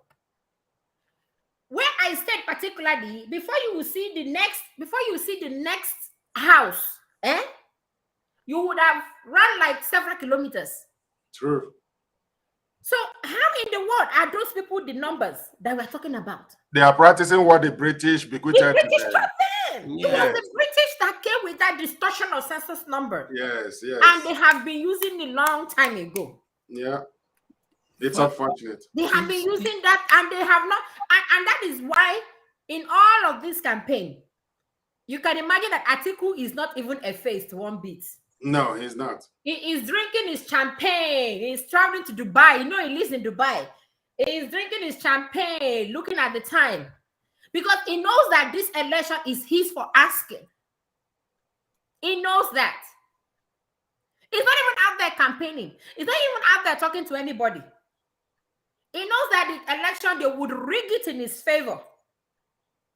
He knows that. And they know that he is going to go ahead and continue to implement what is in that constitution. Yeah. Remember, he said he's not going to flinch when it comes to the Ruga thing. He said it. He said he's not going to flinch. That all this anti-grazing law will be quashed. And you are wondering, how in the world did we get to mix with this kind of people? It's unfortunate. How in the world did we get to mix with this kind of people? I have been around. The one that even one time broke my heart was when somebody that I knew did not score up to 50 is a medical student in Ahmadu Bello University. There you go. Then those of us that had 250 couldn't even get into Nsukka. And I'm blaming our people for that, because you are not allowing me that made 250 to go to Nsukka. But somebody that made 50 is going to medical school in Abu Zaria. How does that even make sense? Please, Dr. Augusta will be taking our first caller today. Yes, please do. Hello? Hello? Hello? Hello? I think there's a network issue. Please, if you're the caller and you're listening to us, please kindly call back. The line is open for callers to call in. We have a guest in the studio today that will be receiving every call and also be answering some questions. Hello? Hello, can you hear me now? Yes, I can hear you. Good afternoon. Oh, hello, good afternoon. It's evening here. It's Ndidi. I'm calling from Abuja. Thank you so much for calling in today. Thank you. I want to say thank you to all your guests, to Augusta, to Stephen, and to Emeka. You guys are doing a good job. I just wanted to add that I'm in Nigeria now, and one of the things that the people do that makes sure that they are in trouble is they listen to those they should not be listening to. They're listening to the pastors, they're listening to the priests, they're listening to the influencers. And those are the three groups that are putting them in this mess. And, and if they were to use their heads instead, they would understand that historically, the church leaders have been corrupt. Historically, it's the good Christians, you don't hear about them. Look at all the popes. Yeah. And even at the time of Jesus, the Pharisees were the leaders of the day, and look what they were. They were devils. Then you've got the influencers, and I know one or two of the influencers. They're not going to push the Ninas message unless you pay them. And the ones in Dubai and one is in America, and they're pushing young people, and they've got loads of followers on Twitter. They're pushing them to elections because somebody must be paying them. And they feel that they're safe because one's in America and one's in Dubai. So young people, especially young people in Nigeria who only have a Nigerian passport, they don't have the money to fly out somewhere else. They need to get serious and start listening to reality. Because, this P2B, even if he's an angel, but which he's not, but even if he was, he's not going to save anyone because, as we all know, he'll be working under the Constitution. And Labour Party also doesn't even have enough people in the Senate. They don't have enough people in the National Assembly. It doesn't even make sense. It really doesn't even make sense at any level. Even if we had a proper constitution, there's no way Peter Obi in Labour Party is going to get the power that he wants. We had Donald Trump. The reason Donald Trump got himself into a mess is because the Democrats had more people than Republicans in some of the houses. Yeah. So, so what is Labour Party going to achieve when they don't even have anybody? And even if, so so Nigerians who have no passport except a Nigerian one need to start thinking for themselves, because they are the ones who will end up in IDP camps or in refugee camps or get killed. The influencers, the pastors and priests will not. We saw the Methodist, the head of the Methodist church, who was kidnapped. He used the money that the congregation gives to the Christian church to pay a ransom for himself. He didn't want to die. But if it's the common man, the common priests who have no money, who don't have access, they're not top there, they're the ones who get killed because nobody's going to pay a ransom for them. But the money the congregation gives to spread the gospel and to pay for the poor is what the heads of the church are using to pay ransom, giving money to the kidnappers, the Fulani militia, to use that money to buy more weapons to kill the common man. Can you see what's going on in Nigeria? So the common man needs to realize that their leaders are not going to, church leaders are not going to save them. They're going to pay a ransom to save themselves, and it's the poor who end up being in trouble. So anyway, that's all I wanted to say. Thank you very much. Thank you so much for this wonderful information and for your contribution. God bless you, Ma. You've been a source of this program, and we appreciate you calling in every now and then when we're having this program. And we say keep it up with us. We have another caller. We have another caller today. Hello. Hello, Hello. how are you? I'm good. Good afternoon. Who am I speaking with? My name is Gabriel. I'm trying to join the program that is ongoing. Thank you so much, Gabriel. Please, the viewers are listening to you. Can you please come on, say something, contribute to the topic of today, which is Nigeria at a crossroad and the way forward to our permanent freedom? Yeah, I just have to, because I'm just joining, so I need to hear the speaker, whether the speaker has made any kind of introduction and all those kind of thing. So before I can know what to say. Okay, I will be giving our speaker another opportunity to come in and throw in more light, because he has been on live educating our viewers. And please, I want you to stay tuned, and please you be able to call back for you to be able to understand the basis of what our speakers have actually deliberated on. And thank you for calling in. I will be expecting you to call back. What do you say your name is again? Gabriel. Okay, thank you for calling in, Gabriel. We appreciate your calling in, Gabriel, and we'll be hoping to hear from you after our speaker must have said one or two things. Thank you so much. Okay. Am I going to listen to him on this channel, or I'm going to go to Facebook? Live. We are live on Facebook. We are live on YouTube. Wherever you comfortable for you to listen to our viewer, our speaker, please, you are free to tune in any of our social media platform.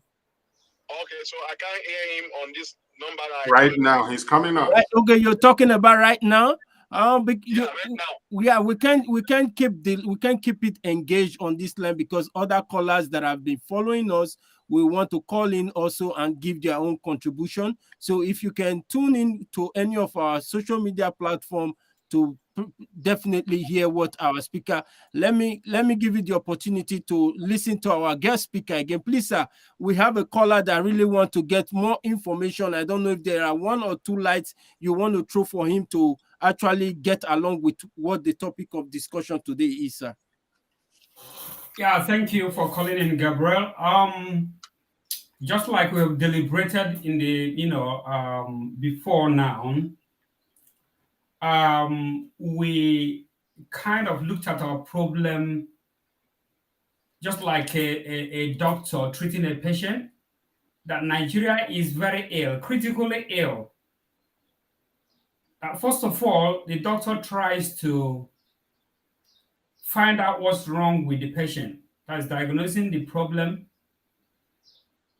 and then prescribing a medication, which will be followed by treatment. Because what people do not understand is that treatment is different from prescription. If you drink your medication anyhow, it will cause problem. So having said that, NINAS as a group has identified the Constitution of Nigeria as that problem. And the prescription is that we should have,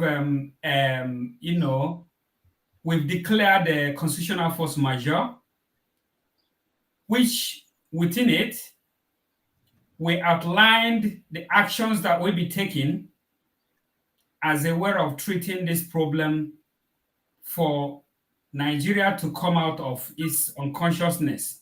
So let me state here that no new Nigeria will emerge under the so-called toxic 1999 Constitution. Even if you bring an angel as president,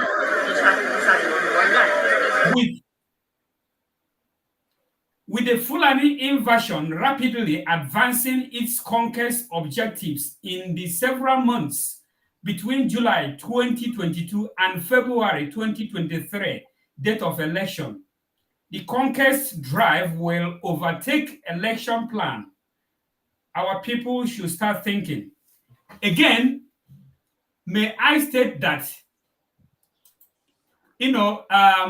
all this obedient thing that is happening, that what many are celebrating as the super ticket of Peter Obi and Baba Ahmed is caliphate. By caliphate, we mean people that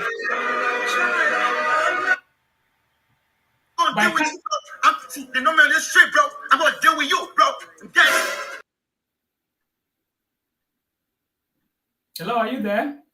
Yeah, we're listening. Okay. So what many are celebrating as the super ticket of Peter Obi and Baba Ahmed is a caliphate containment strategy for the total unanticipated PVC revolution. Everybody is shouting about being obedient and stuff. So they now brought Peter Obi and Baba Ahmed to bring them together. I want to ask our people, let's look back a little bit. Obasanjo was once the head of state in the 70s. And Yar'Adua, General Yar'Adua was his deputy. Was Obasanjo actually running the country? The answer is no. It was a Fulani man running the country.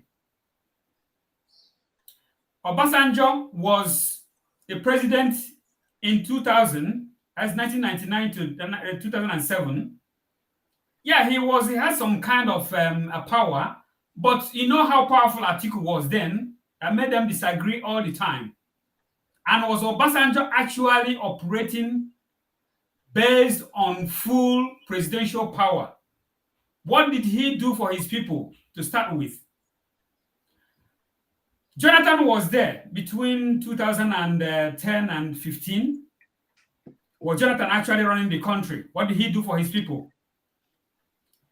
Peter Obi's ticket with Baba Ahmed, I must burst our people's bubbles, because even if by mistake Peter Obi was elected in there, Peter will not run the affairs of Nigeria. Ahmed will be running the affairs based on the current constitution, because these are the people that run Nigeria. Just like we have stated here, they own the National Assembly, they control all the arms, they control all the security apparatus in the country. They control even the money. Who's the richest person there? So our people should wake up. So going back to what we are discussing, subject of discussion, because a lot of people might be thinking, oh, these things we are talking about is far-fetched. How can Islamists take over Nigeria? I can tell you it's happening under our korokoro eyes. It happened recently in Afghanistan. People said it can never happen, even with all the sophisticated arms and ammunition that was supplied to them by Americans. What happened? Taking over was a walkover. I want to take us back to what happened in recent time. Babangida, they signed to OIC. They signed to OIC, and they have this OIC declaration in 1985, I think. Since then, the plans has been ongoing gradually. Turkey used to be predominantly Christians, but today Turkey is called almost 99% Islam. So in recent time, let's look at what happened. The killing of Azizi and the governor of Kaduna State was masterminded by this Islamist, because then the governor was a Christian. Now Kaduna is talking about Muslim ticket. It has happened. People will say it will not happen. El-Rufai, his deputy, is a Muslim. Now the people that they nominated to run for their party is Muslim. There is issue with inversion of NDA. The place that's supposed to be the most sophisticated and well-protected place in Nigeria. These bandits invaded it. Nobody has been, even if they've arrested somebody, nobody has been tried or anything done to them, seriously. The killing of Deborah. The killing of Gideon Akaloka in Kano. The change of school curriculum. The use of helicopter to attack some, communities in southern Kaduna. So these things are happening in our eyes. So who said that Islamists cannot take over Nigeria? Look at all they have been doing. Look at the attack in Niger State, like we have already mentioned here. So these people are marching on. So what I will advise our listeners, I will advise Nigerians, is that please, if we want to save the lives of Nigerians, I don't mean Nigeria, please do not proceed to this election, because they are going to crown whoever they want to crown at the end of the day. If we want to save the life of Nigerians, we should halt the journey to this election. Halting to the journey to this election. Some people think is a rocket science. No, it is not. All we need to do is to use this energy. Some people think let's use this energy we are using for this PVC to demand for a transition as outlined by Ninas. How do we do this? All these regions in the country could say from today going forward, We no longer want political parties and political aspirants in our zone. We don't need Fulani people to do this. It could happen in Yoruba land, it could happen in the Lower Niger area, it could happen in the Middle Belt. We no longer want INEC in our region because our vote do not matter in the first place. So if we can implement this, no more political party, our brothers and sisters trying to go for elective position using our name, we no longer want them to continue.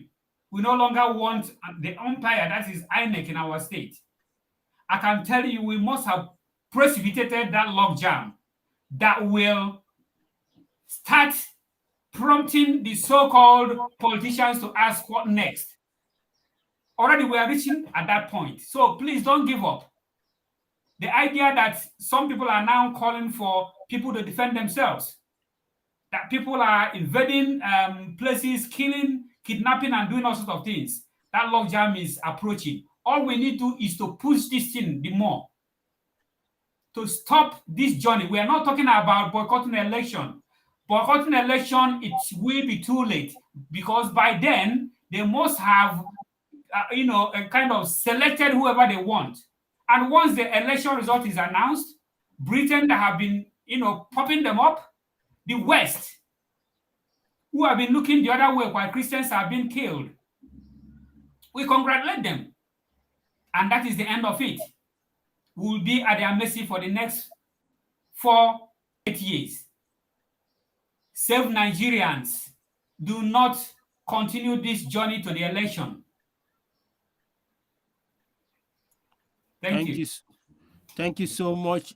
Thank you so much, sir. Discussing on the fraudulent union and asking for a referendum, I strongly recommend Nigerians, let's go through a referendum peacefully in order to avoid the history of 1967, because we are saying it and we are saying it loud and clear. The killings that we that are trying to save our life, we are thinking we are trying to save our life. We don't know that we are actually planning to be killed in the near future. So we are calling on every Nigerian to please understand the basis of this program. We are not here to deceive you. We are here to save Nigerians, not the so-called fraudulent union called Nigeria. We'll be playing a clip from Tony Nandi where he described this whole incident that has been occurring, because he has actually said it in the time past, and now they are surfacing because the people fail to listen. Because when you fail to listen, like a word that we normally say, when you fail to use your head, be ready to lose the head. Because when you don't use it, you lose it. That is the basis of it. So we'll be playing this clip for our viewers to see that the structure Ninas has left for us to follow, it has been there. It's so unfortunate that most of us now are not seeing the light of it, and we are embracing it with full force and with every part of our being. Please, viewers, sit down and listen to this clip and understand that there is a structure that we need to follow to attain this freedom permanently.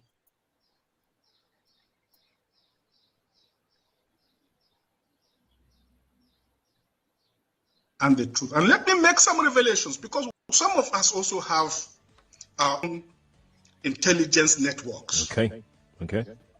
Have met with some of the bandits. We have met with some of their high commanders. 1 or 2 who have repented. They have sat down with us, not once, not twice.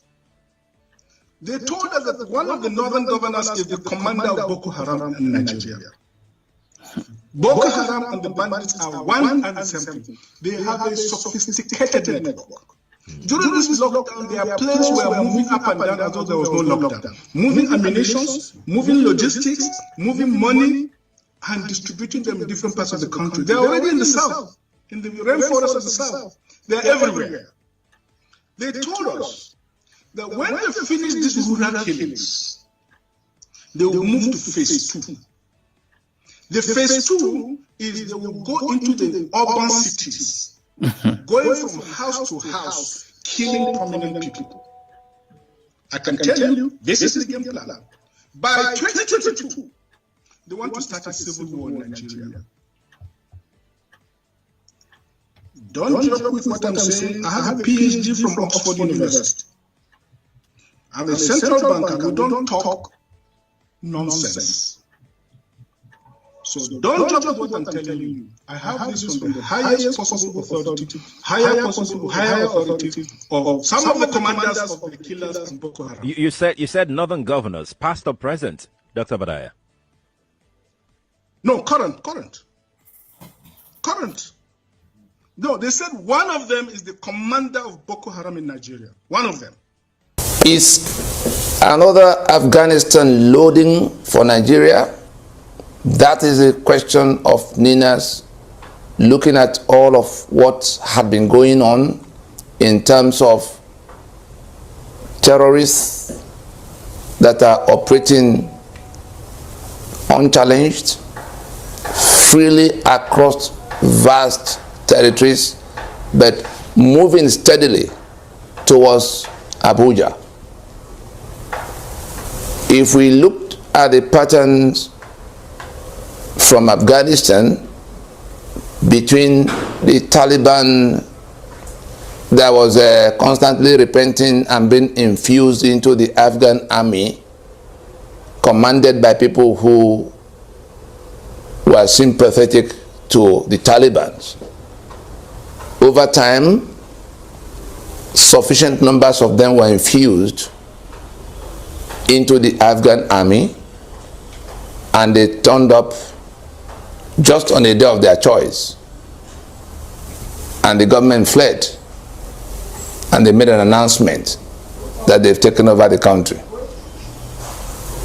Where we are in Nigeria is that we're seeing a similar pattern, that people who are openly sympathetic to the Boko Haram and the Fulani herdsmen, all of those who have been labeled one thing or the other, including bandits, that the media of Nigeria became complicit in describing terror as banditry. Gumi became their spokesman. Miyetti Allah became their champion, boasting and taking credit for advancing their cause. Fulani herdsmen. And the commander-in-chief of the armed forces of Nigeria, who had been for many years the life grand patron of Miyetti Allah, and who in the past had openly declared that an attack on Boko Haram was an attack on the north. We are putting all of this, piecing the jigsaw together to make the picture of what is coming. You take the map of Nigeria, you begin to see who is where these things are coming from, where they've gotten to, and where it could be heading to. We are at least entitled to interpret, as we can see, that a government that is sympathetic to those who are carrying out the invasion. Now, why do we say sympathetic? We look back at the alarm raised by General T.Y. Danjuma, I think it was in March 2018, when he alleged that the federal government of Nigeria and its armed forces were in open collusion in facilitation of the invasion that we were witnessing, sweeping through vast swathes of land in a southward movement. And so we've come to raise this alarm that it appears we are heading in that direction, that Boko Haram elements are being alleged to have repented, being rehabilitated with public funds, some even sent overseas, but was still being infused into the military of Nigeria. The database of Nigeria is still in the hands of a known sympathizer of that terror network called Isa Pantami, minister in charge of the branch of government that has to document us as citizens of Nigeria. And the other day we saw an attempt in the amendment they were making to, more or less liberalize the registration to be indigent. They are already citizens, as our borders were thrown open for these invaders, Fulani, to flood in their numbers. And we know from what we see that they are being documented as Nigerians, because we were told by the governor, we saw it on TV, I think it was Channel TV, by the governor in Bauchi, that Fulani from everywhere they come belong to Nigeria. And so when you see what has happened already, the numbers that have come in, the documentations to be Nigerian citizen, the terror that is growing in leaps and bounds with no arrests. They've grown so strong as to be able to take down aircraft. We saw it happen. They've grown so strong as to be able to get into an airport in the numbers. We saw the one in Sokoto, we then saw the one in Kaduna just the other day. They've grown so strong that they could waylay the train, and that's not the first or second time attacks have been carried out on train. Yet nobody, no single person has been arrested. I would be a fool to believe anything but what Danjuma told us, that there is collusion. That fact that nobody has been arrested among those who are doing this thing almost routinely is, for me, is for us adminers, proof of complicity at the highest possible levels with people in government.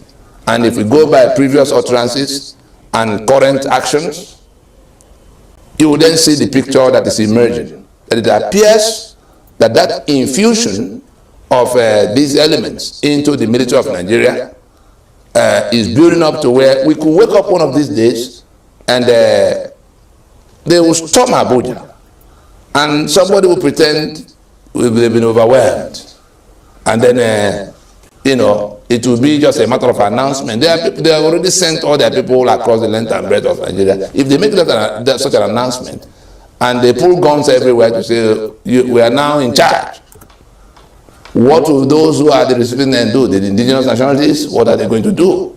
The time to act is now. The time to stop the pretense that there is a union of Nigeria that is settled according to that constitution that tie everybody else leg and hand, but put all the guns and all the resources in the hands of these invaders and their sympathizers who are now in control of government 100%, and all the agencies of government that carry arms, whether it's the army or the air force or the DSS or the immigration or the customs, all the agencies, civil defense, even prisons, all the agencies of government, NIA that carry arms, go and check, put them on this map, check the heads. Check who are the heads of those agencies that carry arms. Check who the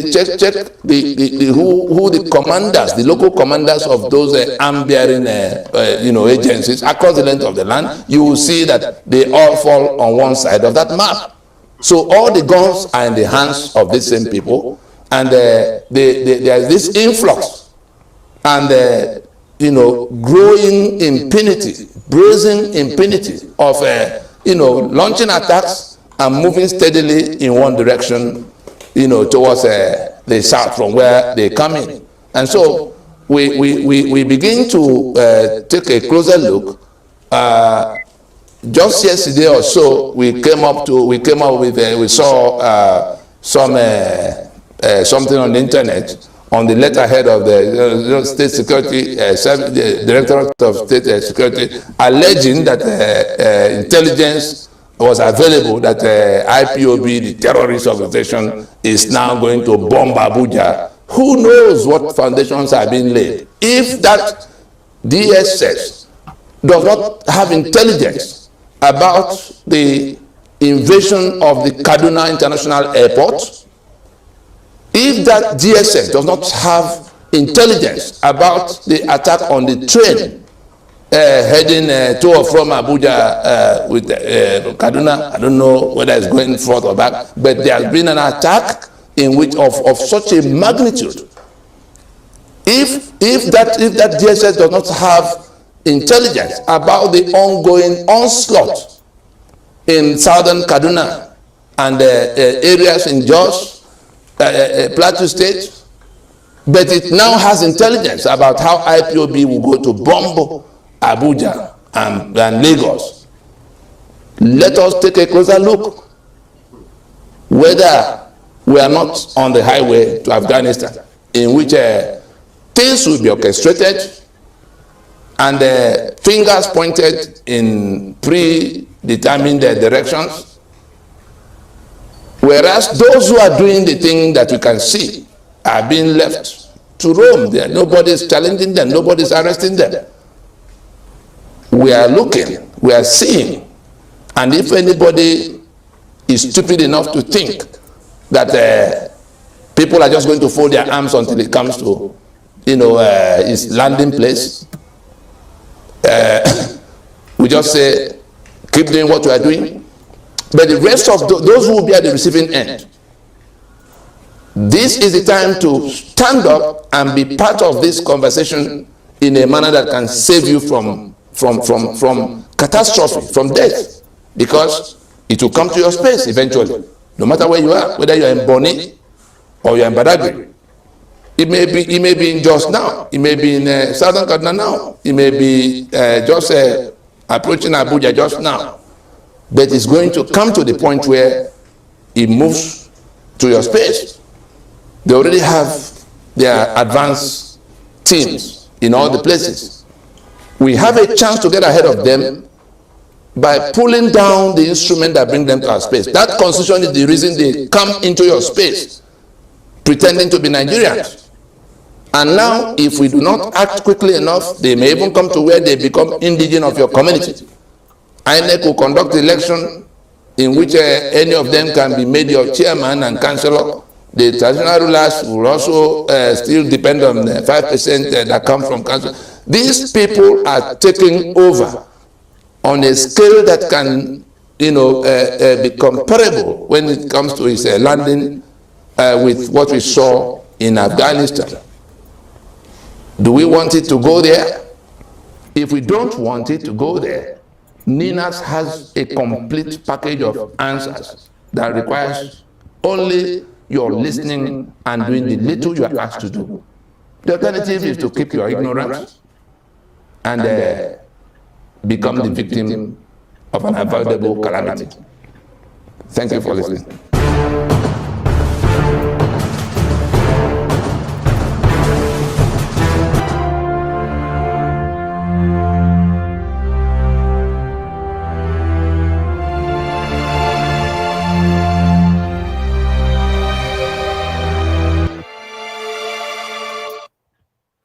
Yeah, Mr. Steve, is there something you want to say regarding the video we just watched now? My brother, what can I say? What can I not say? It's loaded. It's exposing all that is hidden from the ordinary view of our people.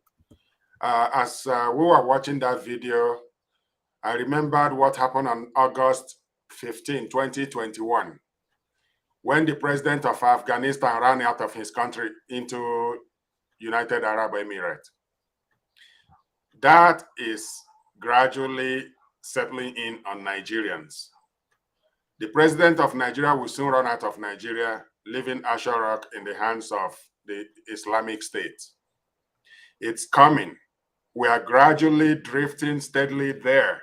While they are on one side distracting our people with PVC collection and the obedience and all the nonsense going with it, they are actively pursuing this agenda of totally taking down our entire country to the Islamic State. And our people are foolishly falling for it. These are early warning calls to wake people up that there is danger. There is an orchestrated plan to take over our entire landscape. They've done it to the people, to the Christian communities in places like Maiduguri, across the Ariwa belt, the Sharia belt, 12 Sharia states. They've systematically eliminated all the Christians and chased those that they couldn't kill into IDP camps, where the Nigerian military and Air Force has bombed them. The same people they injected into the army as repentant terrorists are the ones doing the destruction. Steadily, they are not looking back. So our people should take this warning seriously, that the Islamic agenda is not looking back. And they are getting support from Saudi Arabia and from other places. In fact, right now, their number one support is coming out of the Nigerian presidency. Let's not deceive ourselves. Let's not delude ourselves. And the government of Nigeria gave these terrorist groups $1 billion naira, which worked out to be 300 million naira way back then. That was like 3-4 years ago. Let's get serious. Our people need to wake up from our slumber. The election is a charade. They already decided the outcome. They are just trying to keep our people busy while they do the actual things. The injection of terrorists into the police, into the military, is to actually put the carpet under the foot of Nigerians. While you think you're standing on nothing. Just like Nigeria is standing on a fraudulent constitution that has no positive impact on our people, the entire structure of Nigeria is actually tied to nothing. And so Nigeria is floating in the air. We cannot survive. The country, Nigeria, must go down for indigenous nationalities to emerge. Let me disappoint those who are hoping on Nigeria that they will change Nigeria. Nigeria is gone. There is no redemption for Nigeria. The best that can happen to Nigerians is to actually go back and recover their stolen sovereignty. It is through this sovereignty we can protect the people of Lower Niger territory, the people of Oduduwa Nation, and the Middle Belt that has been coming under intense slaughter. The plan of these people is to overpower our people using the instrument of state that's supposed to be protecting them. And so you can see the undermining of Nigerians is by the government of Nigeria using the military and the other instruments of state to make sure that the people are fully defeated and completely conquered. That's the jihadi, that's the caliphate agenda, to conquer our people, to bring our people down, because it will work out according to the designs and desires of Ahmadu Bello and the rest of them, including current government led by Major General Muhammadu Buhari and Issa Pantami and the rest of the caliphate agents who are doing nothing but to destroy Nigeria right before our eyes. Nigeria is being destroyed. Nigeria has been systematically decimated. And so we cannot be holding on straws like we are holding on something. There is nothing. Nigeria is a criminal, a fraudulent enterprise that is actually, this government that's supposed to work for the protection of the country is steadily exposing the people to danger. A crime scene. Yeah, Nigeria is a crime scene, and it's happening on daily basis. And our people are busy chasing rodents while their houses are on fire.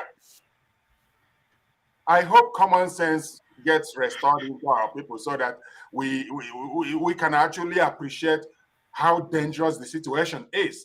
That those people that are invading prisons, those people that are invading train line, train tracks, or train stations or airports, that they are spread across the country now. So we should cry out with whatever energy that is left in us to demand for a multi-regional referendum. There lies the salvation of our people. We will begin to have a fresh start from the outcome of that referendum. Anything else is a waste of time, and Nigeria is not for us. Thank you very much. Thank you so much, Mr. Steve. And if we take a proper look at the shape they've drawn, they've been able to invade the NDA, the Nigeria Defense Academy. They've invaded Aso Rock as well. Now they've invaded the prison. That's to tell you they've mapped out all their structure and they are still working on it until, I don't know why most Nigerians will wait until the thing get to their doorstep before they realize that it's existing. The people learn from mistakes. People learn from other people's mistakes. And when you see them, you catch up and you spring up. You don't wait for it to happen to you before you learn. We'll be giving our speaker another opportunity to talk today as we continue to speak on this particular topic, because we are not going back. We are not relenting. We have come here to either you listen or you die. But we will not let you people die. We will keep speaking because we are speaking life, hope, and future permanent freedom for our people. So we want to give our speaker another opportunity to speak as we wrap up today's episode, and we'll come back to Dr. Augusta to actually also give us a roundup of his own speech as we invited Dr. Onyobuchi to give us his random speech for today's episode. Doctor, 1 second. I wanted to make a quick correction to what we said earlier. The Middle Belt, their declaration was actually done in Makurdi, not Maiduguri. Middle Belt. Thank you. Thank you so much. Thank you for that correction. A slip of tongue. Thank you, listeners. As they say, that knowledge makes a man unfit to be a slave. That is why we are disseminating knowledge today. The question is, how many times will these people con us? How many times will they deceive us before we learn? In 2019, what was pushed to Nigerians was that was time for the youths to rule. I don't know what they nickname it, but the likes of never too young to rule, Yeah, something like that. Yeah. So our people were jubilating. The owner of Sahara Reporters, I've forgotten his name, is Shawole. The likes of Dro Jale, the likes of Morgan, all of them came out. We won them. This election has been predetermined. No one listened. Then after the election, it was Igbo presidency. Some Igbo so-called leaders, people that should understand, you speak to them honestly that this is not going to take us anywhere under this constitution. Some of them will almost spit at you. That you're trying to block their chance, that this is the way we do it. Of recent is a meeting because we invited them, all those contesting for under different political platform to come and address our people. We specifically asked them a question. Sir, what is going to happen if you do not get this Igbo presidency slot? They kind of shifted the question or the answer. Oh, that we get in there, we will plan on how to work from inside. What will happen if you don't get in there?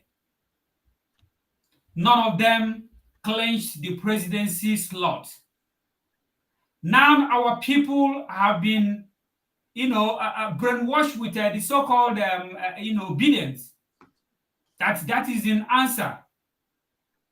We are telling you that is what is going to cost a lot of lives.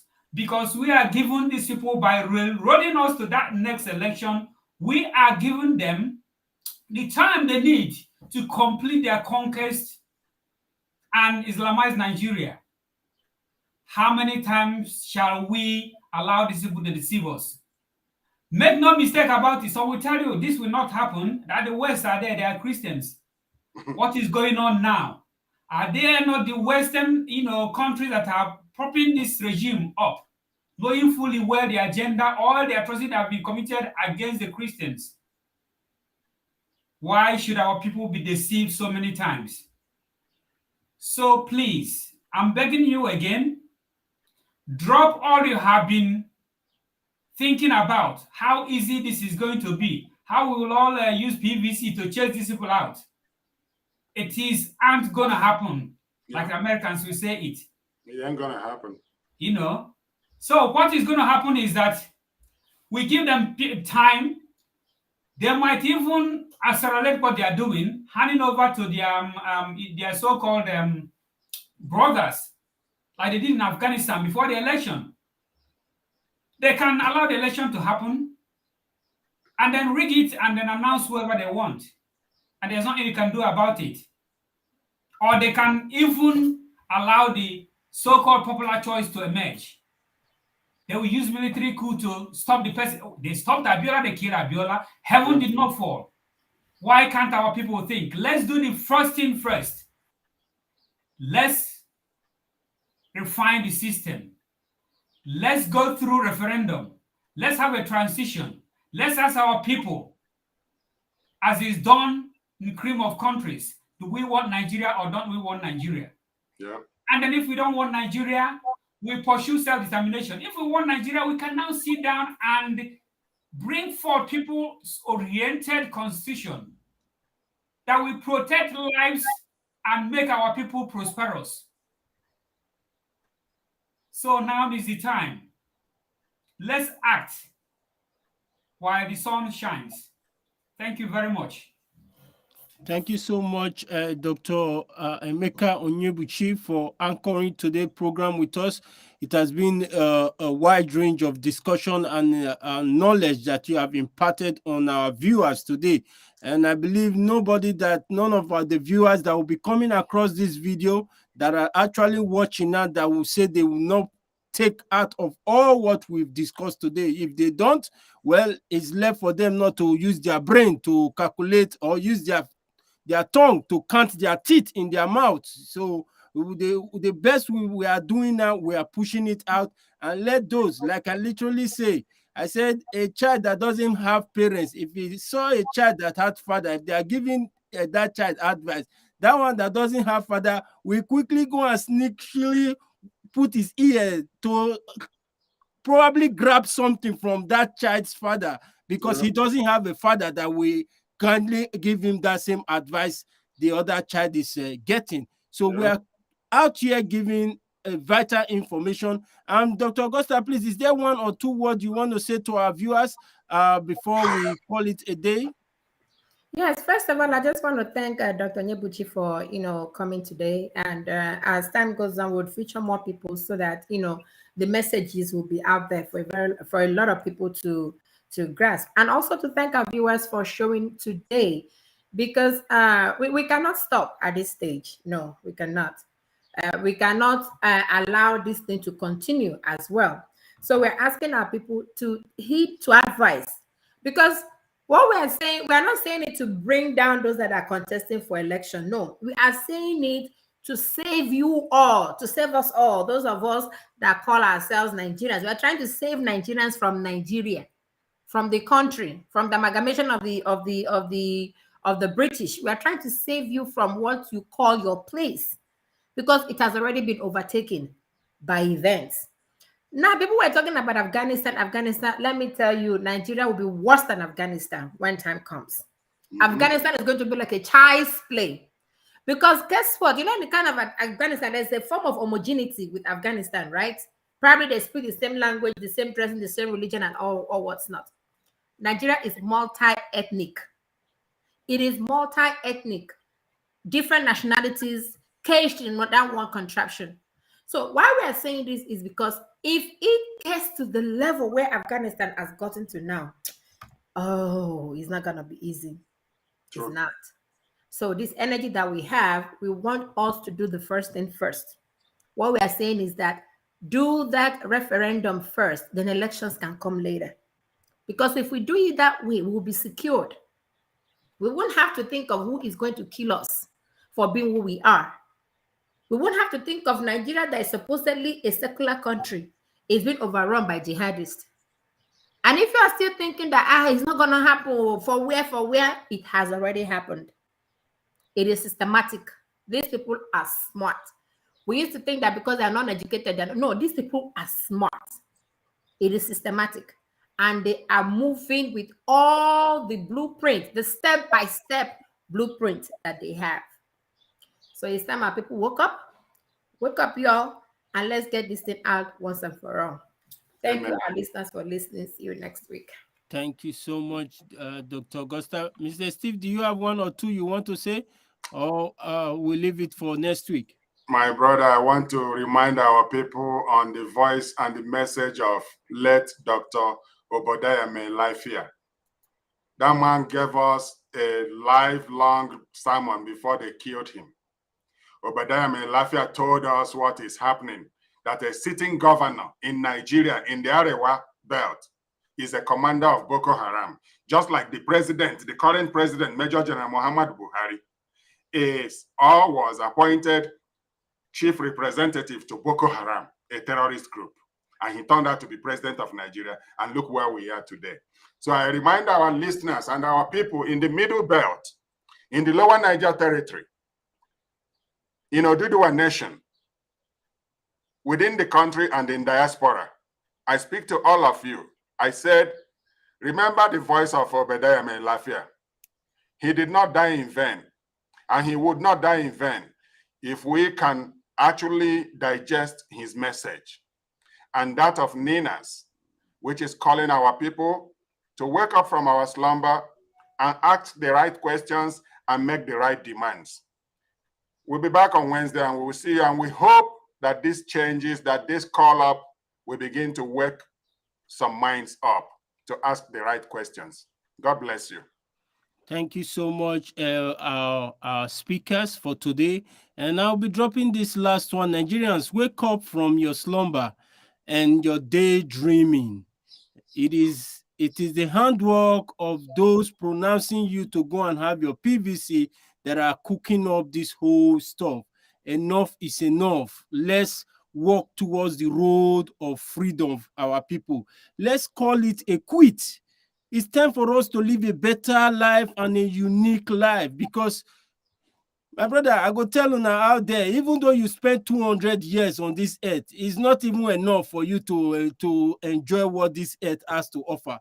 So the road to our permanent freedom that we seek is in the hands of the Nigeria Indigenous Nationality Alliance for Self-Determination, NINAS. So we are calling on every Nigerian, if you are watching this clip, please kindly follow us on our website. There are a lot of information there that you can be able to run into and equip yourself so that you will not be a throwaway like it is now, that people are lacking information and they are moving with the train that is going to crash, that has left the train track, like we said last week. So please don't be among those that are following the train that has lost track. Come on track, come on board. And the only on board now to the successful freedom that is going to be permanent forever is through the Nigeria Indigenous Nationality Alliance for Self-Determination. You can visit www.ninasvoice.org. There is a lot of information in there for you to go through. Thank you so much, our guest speaker, Dr. Emeka Onyebuchi. Thank you so much, Dr. Augusta. Thank you so much, Mr. Steve. God bless you all. And viewers, we'll see you again on Wednesday, same time. Please, if you are coming across this video, drop your comment and subscribe to all our social media platform. And don't forget also to turn on your notification button, because there is a lot for us to be giving, educating, and equipped you people with in every time we come live here. So before we go, I will be playing a short clip to call it a day from the Lower Niger Congress that was held years ago, because they've already disseminated from this so-called union called Nigeria. So we'll be using that clip to end today's broadcast. And thank you, viewers, as you stay tuned. God bless you, and stay tuned as you watch this clip. And I'll say bye for now, viewers. Map of the Lower Niger Territory as the geographical basis of their proposed federation, and went ahead upon presentations made by the Lower Niger Congress unanimously mandated a 5-point action plan leading the referendum. We propose that this assembly adopts this map as the map of the territory we are talking about. Not Imo, not Abia, not Bayelsa, not Rivers. Lower Niger. If we adopt this map, of course we are going to put it to voice vote. If we adopt this map as the basis of our union, because Nigeria's union was not discussed, was not to be discussed. You saw on the floor of the National Conference the first decision they took with the renegade wing of the Southwest and conservative northern partners leading. They formed a majority and they said that we can no longer discuss the terms of our union. Was that not the first decision the National Conference took? The convener of the conference, President Goodluck Jonathan, was very clear in why he was calling the conference, because we made it clear to him that that constitution that enslaves us cannot be the basis of running the Nigerian Union any further. We made it clear to him that if they carried on in the business, even if he were to win, we will not accept the 1999 Constitution as the basis of further business. And he called that conference. In his words, go to your archives, the 17th October of 2013, when he was inaugurating the Femekurumu Committee, he said that the conference was called to realistically examine and genuinely resolve the long-standing impediments to our cohesion as a united people. These were his words. That conference decided that he had gone beyond his brief and therefore nullified and then formed 20 committees to share money. Meaning that our compatriots in quote, because I do not feel like compatriots with them, had decided that our enslavement must be permanent. That would be the first proposal to adopt. Rapporteurs, take note, resolution number 1 carried. This assembly is being invited to mandate the production of a charter so that the matter will go beyond oral discussion. That a charter that will bind the Jaw, the Urobo, the Shekiri, the Anang, the Epic, all of these language groups, everybody standing on his land, including Little Isoko, Little Ishekiri, Little Ogoni. That claim we make against Nigeria today will not be denied Ogoni, will not be denied Isoko, will not be denied Ishekiri on account of their size. They will be equal partners in the prospective federation of the Lower Niger. Will this assembly then mandate the production of a charter that will spell out all of this so that everybody will be on the table at the time it was being put together, at the time it is being put together? Did I hear yes or no? Proposal number 2 adopted.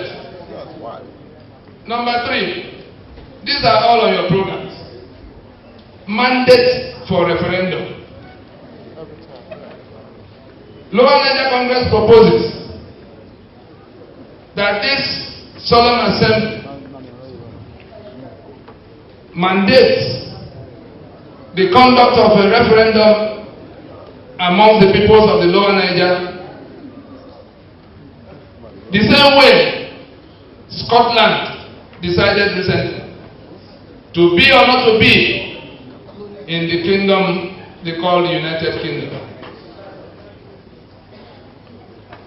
We are proposing that we go by whatever mechanism to ask our people in a yes or no formation whether we want to continue in this union of attrition called Nigeria. No. Therefore, the assembly is saying that we will have to conduct a referendum to decide. Did I hear a yes? Number 3 carried. The D is one in which we look back at what Oba of Lagos said about the property of our people, because that's the one big blackmail Nigeria has had. Oh, the Igbo and their neighbors, the Lower Niger and their assets that are outside the eastern Nigeria. Because in 1970, by decree, they took these assets and they never returned it to date. We are now hearing similar threats as preceded the other one, where first-class traditional rulers in these 2 blocks, speaking on behalf of their people, because Lamida Demawa is in the same status as the Emir in Kano of the Sultan in Sokoto, the one that says his kingdom transcends Nigeria. He says that those who want resource control can go and drink their oil, but at the north will take their land and all of whoever else may have built on it, starting with Abuja. And therefore, Lower Niger Congress proposes, and it's not a new proposal. We have made that proposal since 2012. Ebuwedike, you are here. Uncle Fred, you are here. Did we not fly to Abuja to talk to our people in 2012 that this day will come when our neighbors and compatriots will gang up again to try to take our assets and kill our people in order to retain it permanently? What is the proposal? The proposal is that an asset protection and guarantee scheme be put in place in which an inventory is taken immediately of all the assets of the people of Lower Niger that are situated outside the territory. So that if anybody decides to take those assets, the owners will not have to sacrifice their life trying to protect them. An offshore-based insurance scheme which has been discussed, ready to be concluded if people can document what they have and register with the appropriate authority that will be set up of the Lower Niger, that it is a scheme, almost a commercial scheme, in which you are in Kano, you have a house that can be sold for 30 million naira today. The people of Kano are planning who will take over your assets when they begin to kill people.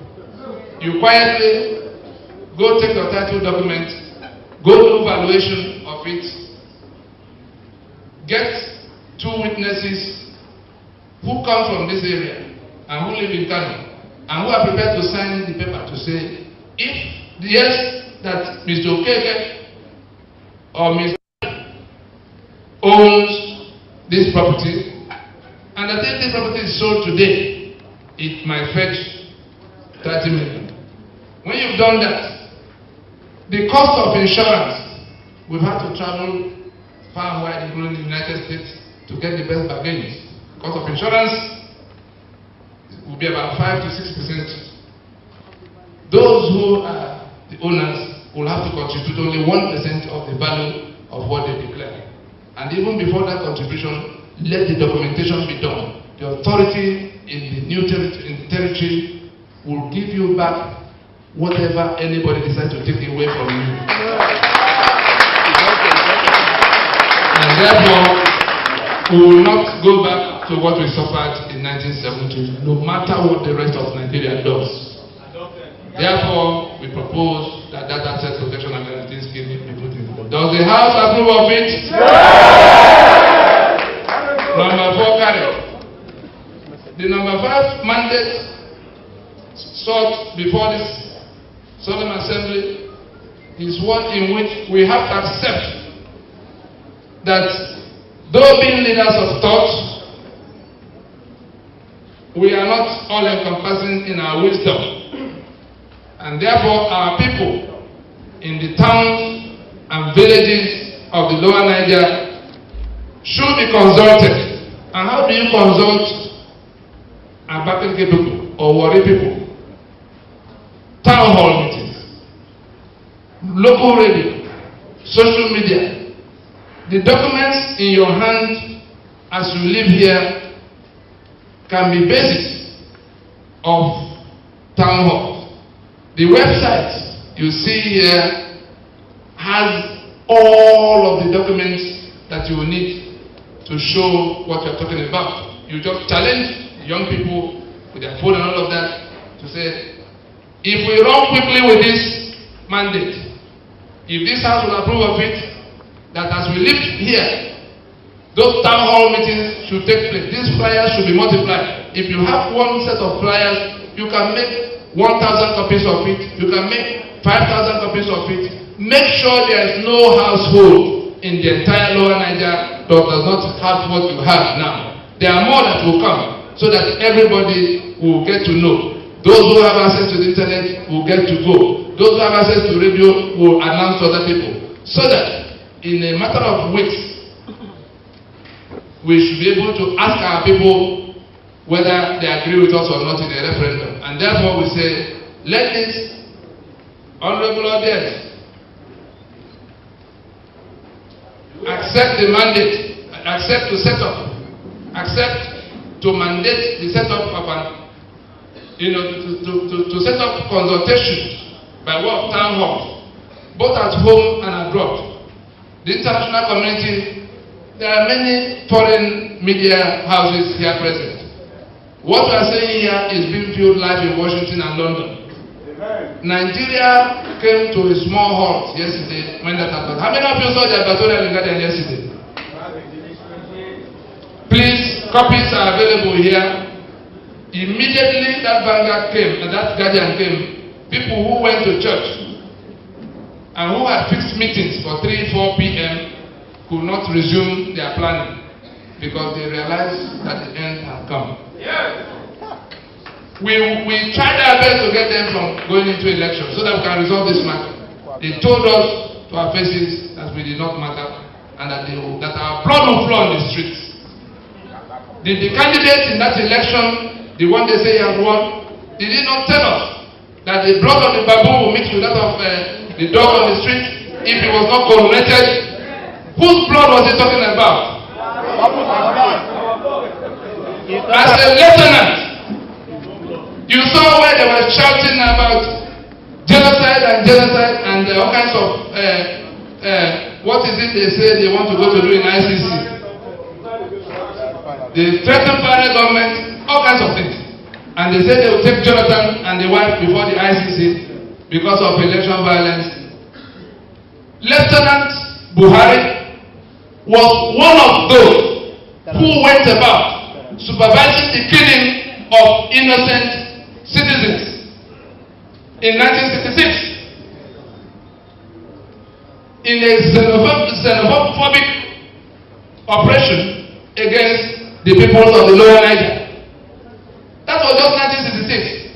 Did anybody see on CNN the genocide of Armenia? Still running, still topical. Did anybody see recently the latest Nazi war criminal, people who did exactly the same thing in 1937, 38, 39, who has been haunted? What is it about Nigeria? What is it about our blood that 1967 or 1966 or 1970 have become so remote that Washington and London that proclaim democracy and human rights do not want to recognize that if you allow the impunity to stand, it will grow. Muhammad Buhari has not been brought to justice himself and his confederates in that mass killing of a people for where they come from. Therefore, we say we will be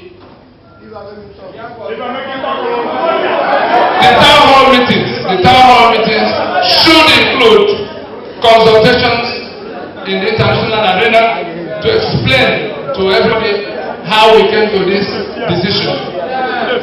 Is that decision carried to go to the town halls at home and abroad?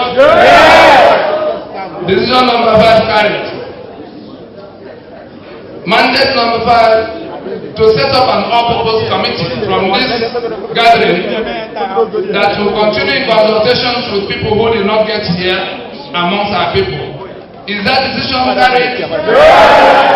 Finally, this August assembly, solemn as it were,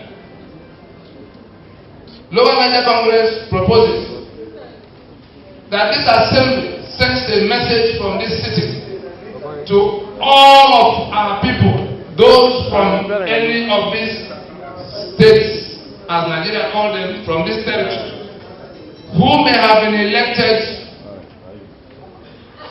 to go to Abuja as representative, who may be appointed as minister, who may be called upon to come to serve in any capacity in Abuja.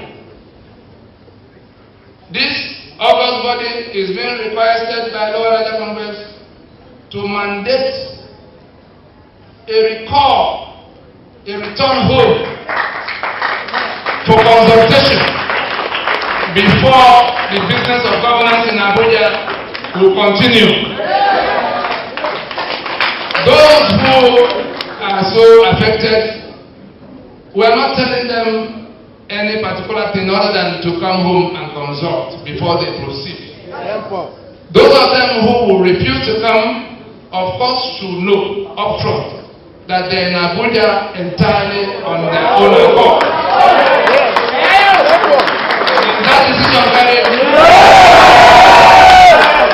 Tony Nnadi addressed the press on the overall aim of the solemn assembly. The map of Lower Niger, as can be found on their website, lowernigercongress.org, of 1885, showing how the peoples of the Lower Niger, the ethnic nationalities of the 11 states, to which Nigeria has fractured them, that map to be adopted as the geography of the territory we are discussing. The Ijaw, the Shekiri, the Urobo, the Igbo, all of the ethnics in those 11 states, have adopted that map of 1885 as the formations in which they will relate henceforth. The second decision is that they have mandated a referendum. The solemn assembly has mandated a referendum of the people, in which our people, just like the Scottish referendum that happened recently, will be deciding whether they want to continue in this union of attrition that Nigeria has proved to be. There's also the mandate for wider consultations with the people ahead of that referendum by way of town halls and consultation with international stakeholders. The Assembly also decided that an asset protection and guarantee scheme be put in place immediately to take an inventory of the assets of the peoples of Lower Niger situated outside the Lower Niger, so as to avoid the experiences of 1970, in which they fled for their lives at the time genocide was being levied against them from other parts of the country. And in 1970, 3 years after they were dislocated from their places of abode, the government of Nigeria, by decree, seized their assets, called it abandoned properties, and never returned to them. And today we are seeing a repetition of the threat by the same people who seized those assets, against them. Finally, the Assembly also decided that a standing committee, an all-purpose standing committee, be put in place to discuss with those who might not have come here on a continuing basis, both local and international.